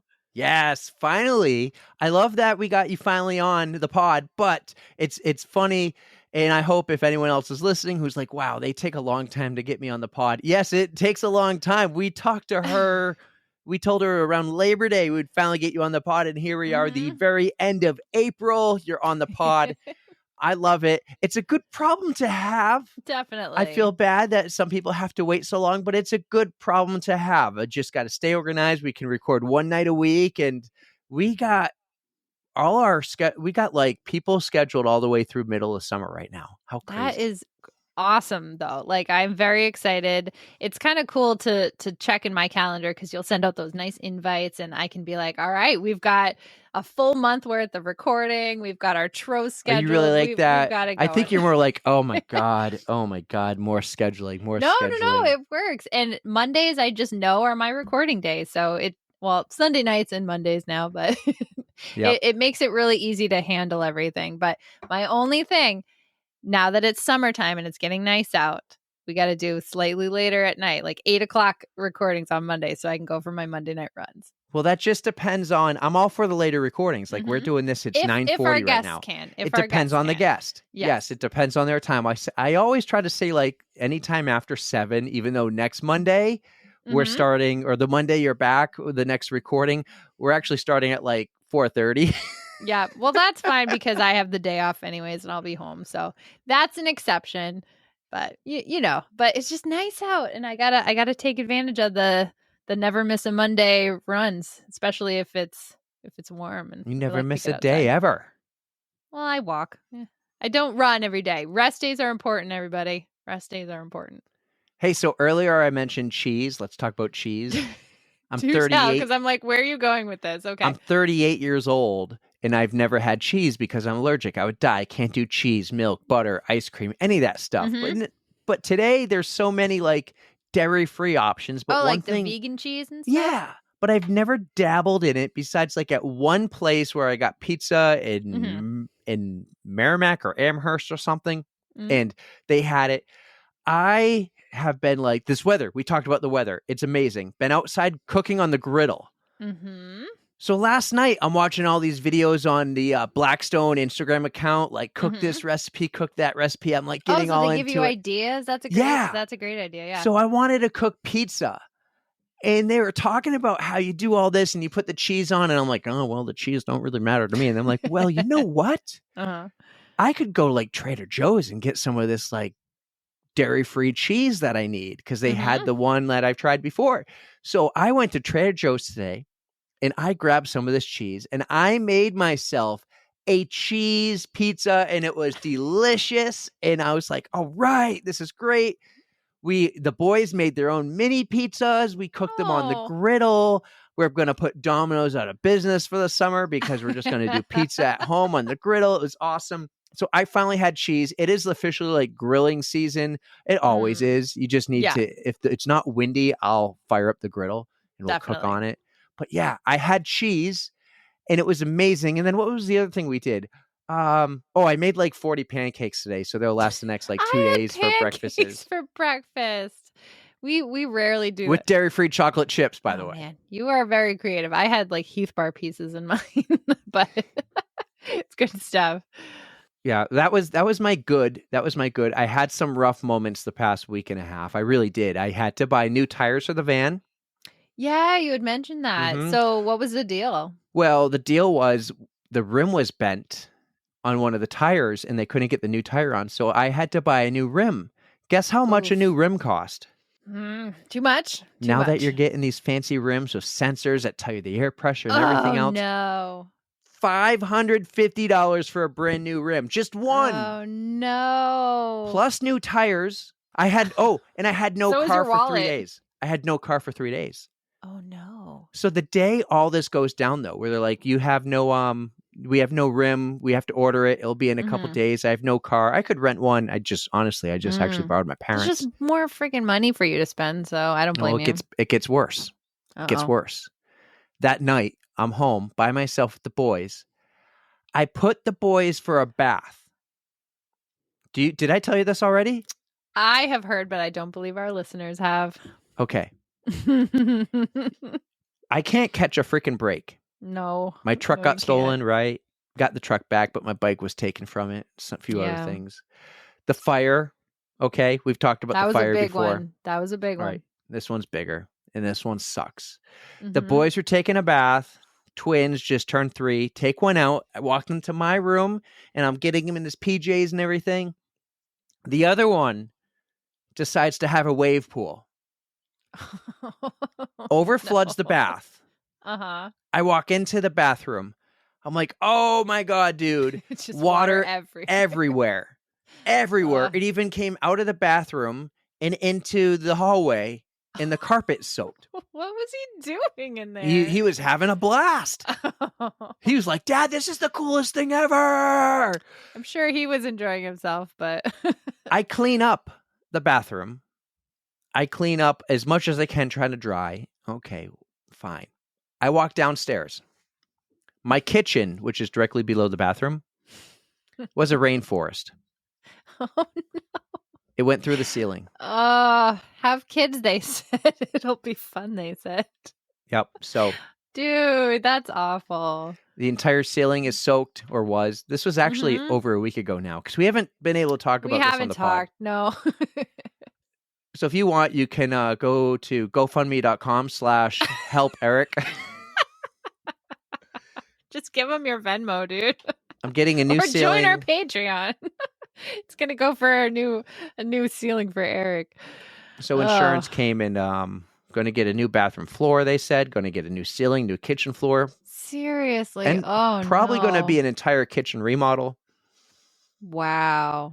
The guy goes, "This is going to be a doozy." I go, "Seriously? I didn't think it was that bad. I just thought I could rip some of the drywall in the ceiling and replace it." Like, And he goes, "Oh no, you're going to get a lot of new." And I'm like, "Oh God, dude, I'm sorry. I can't catch a break." You can't. No. So this is what I did. I need a break, and you're going away. So I decided to take a break. Good for you. I'm not going to be on the podcast next week, I don't think. Okay. I don't know. We'll find out. But I gave my recorder and 2 microphones to somebody else. They are going to record a podcast. Yep. And if they get it done, it will drop on Tuesday. Very cool. We'll see. That's exciting. Works for scheduling. I have no clue what they're going to talk about. So this is a surprise. Yeah. I have no clue what they're going to talk about. I have no clue what they're going to do. Okay. They might talk about some Netflix show. Ooh, I could talk about Netflix shows. They can talk about anything. Okay. They probably talk about running. I mean, if it's who I think it is, yes, they can talk about running. And then I'm thinking maybe we'll be back Thursday to talk just about your flying pig. Maybe you and I jump on when we can. And heck, if we don't get it out for Thursday, it'll just go out the next Tuesday. Sure. Whatever you want to do, man. I'm game. I don't have the children, so I can make it work. Well, I just do it late at night. Like after we're done recording, everything uploads, I edit in bed or something. That's why I can make it work, because it's not yet my bedtime. It's we do it before I have to go to bed. Yeah, we're all good. I also need some more time because the Bruins are in the playoffs. Oh, and I've actually watched every game. The real priorities, people. Yep. Mm-hmm. I didn't watch any game during the regular season besides like highlights. I've finally the first game, I'm like, oh my God, I can't believe I'm watching a game on time for puck drop. It was freaking amazing, man. That's freaking amazing. Yeah. Sure. So I think you deserve a break after all you've been going through. You've been putting in so much hard work between editing all this shit. You got to keep going. You can't stop the momentum, though. No. I'm not saying stop, but I mean, you got to breathe for a minute, right? Ooh. We have a very dedicated YouTube subscriber who I'd like to shout out right now, who probably won't even see this because if this goes on the podcast part. But my dad loves the YouTube channel. He keeps giving me little pointers on things to do, like, hey, center your head in the frame. So I'm like trying to get in there with the making sure everything's centered. And it's been better since you got a computer. I figured as much, but he just watched the Britney episode. He loved it. He loves Britney. He thinks she's awesome. I mean, the feeling's totally mutual, but I'm just so happy that he likes it because just the way he works, he has to focus and he can't really listen and work at the same time, but he will take time and he'll watch our videos. So keep doing what you're doing, man. My dad loves it. Hi, Dad. I love you. I freaking love that. I've been working so hard on the YouTube channel. Like this is... all of a sudden, like one night, it was 55 subscribers and went to like 75. I'm like, yes! Oh, that's awesome. And I don't get to see who it is unless they're public. Most people have like private YouTube accounts. So occasionally it might say like Don Hamill followed you, but it doesn't tell me that because he's obviously private somehow. So occasionally I see. I get it. But people are starting to leave comments. We even had one hater comment on a short. Really? Yeah, it was funny. It was funny. I had to laugh because it's like a John have to go look at 45682 name, Oh, yeah. and it was a post about we're like pumping the tires to someone, and they go, "Who's this? I don't even care." that's what it wrote. They wrote, "Who's this? God, I don't even love care." people like that who are just like, you just like, hey, thanks for leaving the comment. Whatever happened to the whole, if you don't have anything nice to say, don't say anything at all? I mean, they took the effort anymore? to type something, so I guess thank you. Maybe it's boosting. I don't know. It's helping us out somehow. We're getting some extra comments. Our YouTube channel, like I've gotten every one out. The last one, 105, has been it was a little off. Ali G's audio was a little off. I think that was because we had so many people on. So I'm kind of cautious about having multiple people on at the same time. It was more. It was 5. No, I know. I'm saying the limit is 4. If Ali G's audio was off, maybe we can only do 4. Maybe. But I've edited the Brittany Charbonneau one that came out, the Ryan Van Duzer and the Evan. The Ryan Van Duzer and the Aaron Azar episode. They are uploaded to YouTube, but I haven't released them yet. We had Dave McGilvery I released, but I did no editing on that. I think there might be 1 or 2 points where we're like, oh, what are we going to talk about next? My dad really enjoyed that one, by the way. He was telling me how awesome he is. And I had to tell my dad, I'm like, so all of those episodes, they were recorded a long time ago. So please don't be too judgy on how I am because I didn't have my computer yet and all that stuff. But he has been sharing it with his friends. So maybe that's where the little boost has been coming. I love it. Oh my God. It makes me feel so good. I'm glad I told you about all the crap that's been going on in my life in the past 2 weeks. And now you're feeding me this good positivity. Yes. But I just want you to know that you are doing awesome. Keep doing what you're doing, and we love you for it. We got a couple other ones. I'm not gonna edit every episode from last year because it actually got lot. Well, not only that, but I have to restore the episode because after 90 days they all go into storage. So I have to request to have it re-released, and then I only have a certain amount of days to do it. So I'm kind of like doing one at a time, and at the same time I'm doing it for our interview. So if all goes as planned, this week's episode, Denise Freeman that you just listened to, my goal is to have that drop Wednesday at 6 p.m. So your episodes drop every Tuesday, but the video drops Wednesday night. Might switch it to Thursday night. I don't know, but I'm thinking Wednesday nights. It's going to be like, it just needs to become a routine. And I upload it and I schedule the release Wednesdays at 6 p.m. That's my thought. Sure. I'm not sticking to it yet, but that's my thought. And if all goes well this week, Denise's will be dropped at 6 p.m. That's cool. I mean, whatever you do, it's cool with me on account of I literally do nothing. And if the video, if the video, like you should give me more to do. I've tried. Do the Instagram. Maybe I'll work on that, but we got to figure out a new password so you can log in this weekend. Ooh, we'll talk about that right after this. That's make a weekly post. I know. I try to tag you with stuff when I do you want more to do? Well, I'm just giving you crap, and it's because I love you. If I didn't like you, I wouldn't give you crap, right? So I don't want to give you any of the things I do because I have a way of doing it. But you have your vision, and I don't want to mess with your vision. Yes. Yeah. But if you come up with something, I'm totally for it, and I'm totally like game to doing it. So. Cool. It's been fun. I feel like we're all over the map here. We had no game plan for these. I had a list of things, and I kind of I don't know. That was one thing. Those awesome stickers you had made were fantastic. I need to get you stuff. I need to get you a bunch of stuff to take. Yes. Stoolie, how cool is Stoolie? How cool is that? We got Stoolie stickers. Did you see the video I made? Cute. I did, and you had a little help, I believe. I did. I need to get like a phone stand to properly get all these angles, but I had Adeline standing on the kitchen counter. This is before it rained through my kitchen ceiling. And I did that whole reel. It was like a Casey Neistat type of thing, couple quick clips of me like ripping open the packaging, throwing the packaging, ripping out the sticker, showing the sticker super quick, like boom, boom, boom, boom, boom. And I had her standing, holding the phone as still as she could, looking straight down. I'm waiting for you to start doing like ASMR shit, like clicking like pens and It was ASMR. Well, it was kind of ASMR. That's right. Oh man. It wasn't quite as bad though. Like those people with the long fingernails who will just be like, I don't know, they just tap things. I'm like, what are you doing? But it could, I don't know, is it soothing for people? That's I had probably not fun. gonna do A lot of anything people for saw it and anybody. they're like, I need those.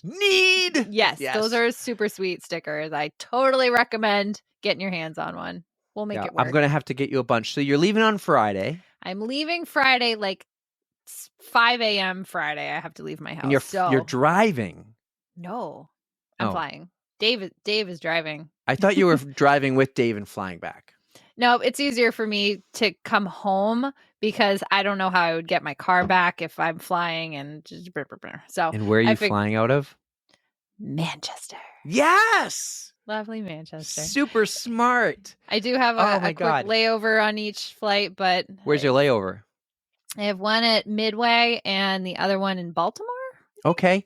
It's not terrible, but speaking of flying, I have been really delaying saying this because my thought was things might change. And things could still change, but one is confirmed. I am traveling for work twice next month.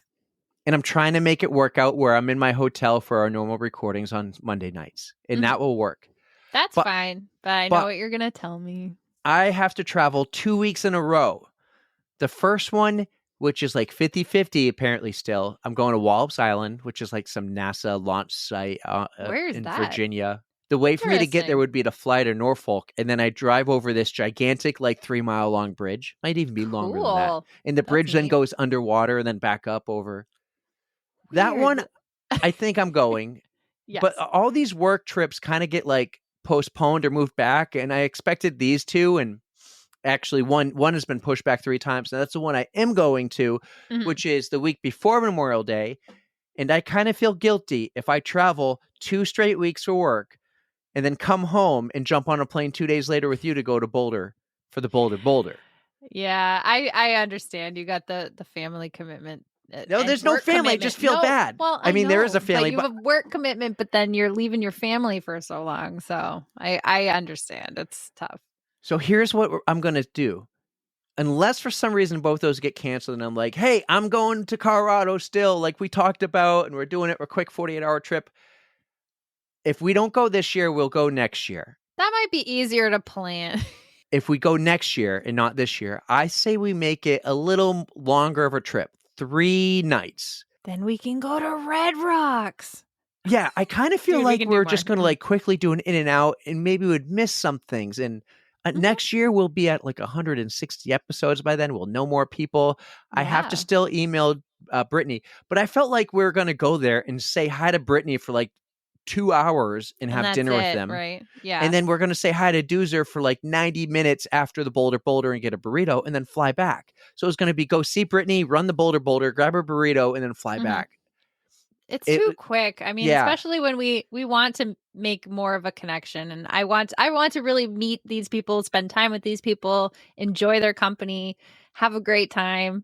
If you can do an extra day next year, let's do it. So I thought of this when I was editing Brittany's episode, and I was like, you know what? I want to go to that museum with her. I want her to take us somewhere fun in Colorado. Yeah. And that if we had a full day, we could do that. But our plan was to fly there Sunday, run Monday, meet everyone Monday, fly back Tuesday. So if we do it, if we do it, we'll get Tara Pterodactyl to come, and it'll be a longer trip. That's all. It'll be a longer trip. Cool. So I don't feel bad. We're just delaying it. And we'll be better prepared next year. Definitely. We won't be rushing it. We won't be like doing it on a strict budget or anything. We got a year. Put it in your calendar. As long as work doesn't make me travel like 2 weeks in a row again next year. So they're both training opportunities for work. So that's what it is. And it happens when like a customer buys something and then it's like, we're going to buy it, but in their purchasing agreement, they get on-site training. So the product, like the $2-3 million product, gets delivered and installed, and then we show up and train them. But really, it's actually training for me. Well, whatever they want to call it, it works. And well, the trainer is going to go and show everybody, and I'm going to go and learn how to use it at the same time. With it's built in Sweden, so it's much more affordable for them to send me to Virginia or Pennsylvania than to send me to Sweden for 2 weeks. Wouldn't that be cool though? I thought you were looking forward to that at some point. No, I totally want to go to Sweden. Yeah, that would totally be awesome. want to go. But, well, maybe it'll happen someday. Who knows? Oh, it will. It will. Unless this podcast blows up and then I quit my job. But we're not going to do that because why, Erica? Passive income. That's right. That's right. Milk it as long as we can. My job either. If I quit I don't know, I'd leave my whole company in a lurch, and I don't want to do that. I'm not that kind of person. I'd be like, I'll give you 2 years to find somebody, you guys. I'll retrain them 2 years. I don't know. What else do we talk about? I think it's it. I think we nailed it for now. I mean, we can reconvene next Thursday when I come back from Cincinnati. No promises. No promises. But if you feel like it, we can do that, or we can just wait for the next Tros. But, you're going to run with Patrick. You're going to see a lot of people. You're going to get some good content. I believe in you. This is going to be a fun weekend. I have no time goals. I'm just going to do the damn thing, get all the medals, have a blast, eat the food, cross the Finnish swine. And if you want to see it, follow our Instagram account, and hopefully Erica will at least be sending me the videos for me to post. Either check that out our YouTube. Or follow me and I'll tag on the runs if I can get the account to work. So go check out our Instagram, guys. Link in bio the Instagram will bring you everywhere. We got YouTube. Hit that subscribe button. Let's get to 100 subscribers on YouTube. There will be daily content, and there will be some longer clips like the Yuki one about the porta potty. I even did a couple of Jared that are already up there. All I got to do is I need to make the cover art. Maybe that's something you can learn how to do. Go on Canva, take some screenshots, make cover art. You do a couple tries. I'll see if I approve. I'll send him to you and you'll be like, meh. I'll get a big thumbs down from him, but I'll be trying. Because I send those to you, and I send them to you, Tara and Lindsay, and I'm like, what do you think? And you guys always say, that's amazing. That's amazing. I hope you at least honest. I am honest. I will tell you when it looks like dog shit. Mostly it looks so great because I don't think I could do anything close to that. So I love doing it. I love doing it. I just need to not fall asleep sometimes. You ever like have your phone above your head and you're like, you get so tired you drop it, and then all of a sudden, yeah, it happens, but to the best of us. Guys, jump on, follow us on the Instagram if you haven't yet. Share this podcast with your friends, your family, your runners, your dads who might want to only watch on YouTube. Check out Threads. Occasionally I post on Threads, TikTok occasionally, Facebook. We have a Facebook page. I sometimes look at it. Shoot me messages in Instagram. I'm sorry. Some of you have shot them in Facebook, and I read them like 3 months later. I'm like, Instagram's where it's at. Not going on the Facebook page, guys. Sorry. Some of you leave the same comment on all the platforms. I mean, great. Thank you. You're helping the algorithm. And then jump on Spotify. Give us 5 stars. Apple Music, 5 stars in review. We had a review the other day. Do you have it on hand? I can find it pretty quickly. I think it was RN Steph, and if it's who I'm thinking of, hi Steph, we love you. Is it Steph Swan? I feel like it's Steph Swan. I gotta dig in my emails real quick. I'm just gonna continue. The one other thing, guys, I would love, we haven't had a new one lately, but we have like 15 amazing Patreons. And if you guys can jump on Patreon and you want to be a friend of the pod or lover of the pod, $4 or $9 a month. That helps pay for Riverside and it helps pay for Buzzsprout. So we love that. And I think you found the review, so you can give the review and then take us home. I did. This is a 5-star review. 5 stars. RN Steph. She says, this podcast always leaves me feeling inspired while also making me laugh throughout every episode.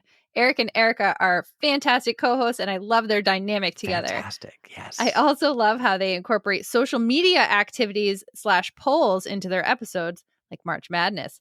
March Madness was a lot of fun! ! So thank you for these reviews. We love to see them. I mean, it makes us feel good to know that we're making you guys laugh and inspiring you in some way or another. But just keep them coming. We love to see it. Love it. Love it. Thank you so much. That was awesome. All right. It'd be great if we can, like, I don't know how you found it, but if you find it and do one a week or one every other week, we'll talk about it. You know how I got this one?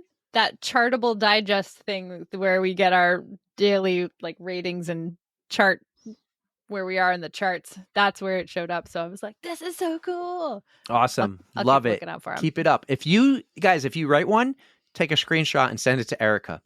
Oh yeah. Love to see it. Do that. We love it. Thank you guys. Thank you so much. Erica, good luck this weekend in Cincinnati. I'll see you in a couple weeks. Yes, you will. Something will be up next week. I don't know what. We'll see how it works out and how it happens, but something will be up, and we'll come back maybe a couple days after you return home and talk about Flying Pig. Sounds Have good. fun with Patrick and Angela and everyone. You got FOMO, but you're going to have a blast. I'll be rubbing it in all weekend. So thank you guys so much for sticking around with us like always. You guys are the best. You know we love you. And don't forget to stretch. 3, 2, 1, yeah!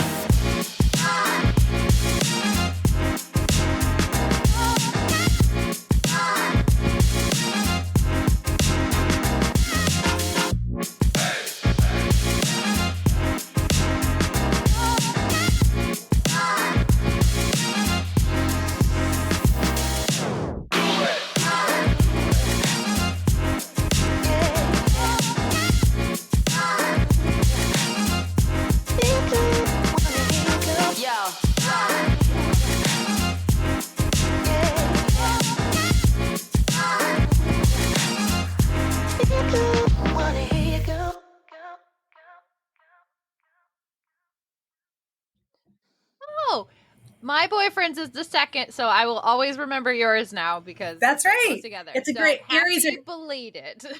Thank you. Aries are a special breed of crazy, so it makes sense now. For sure.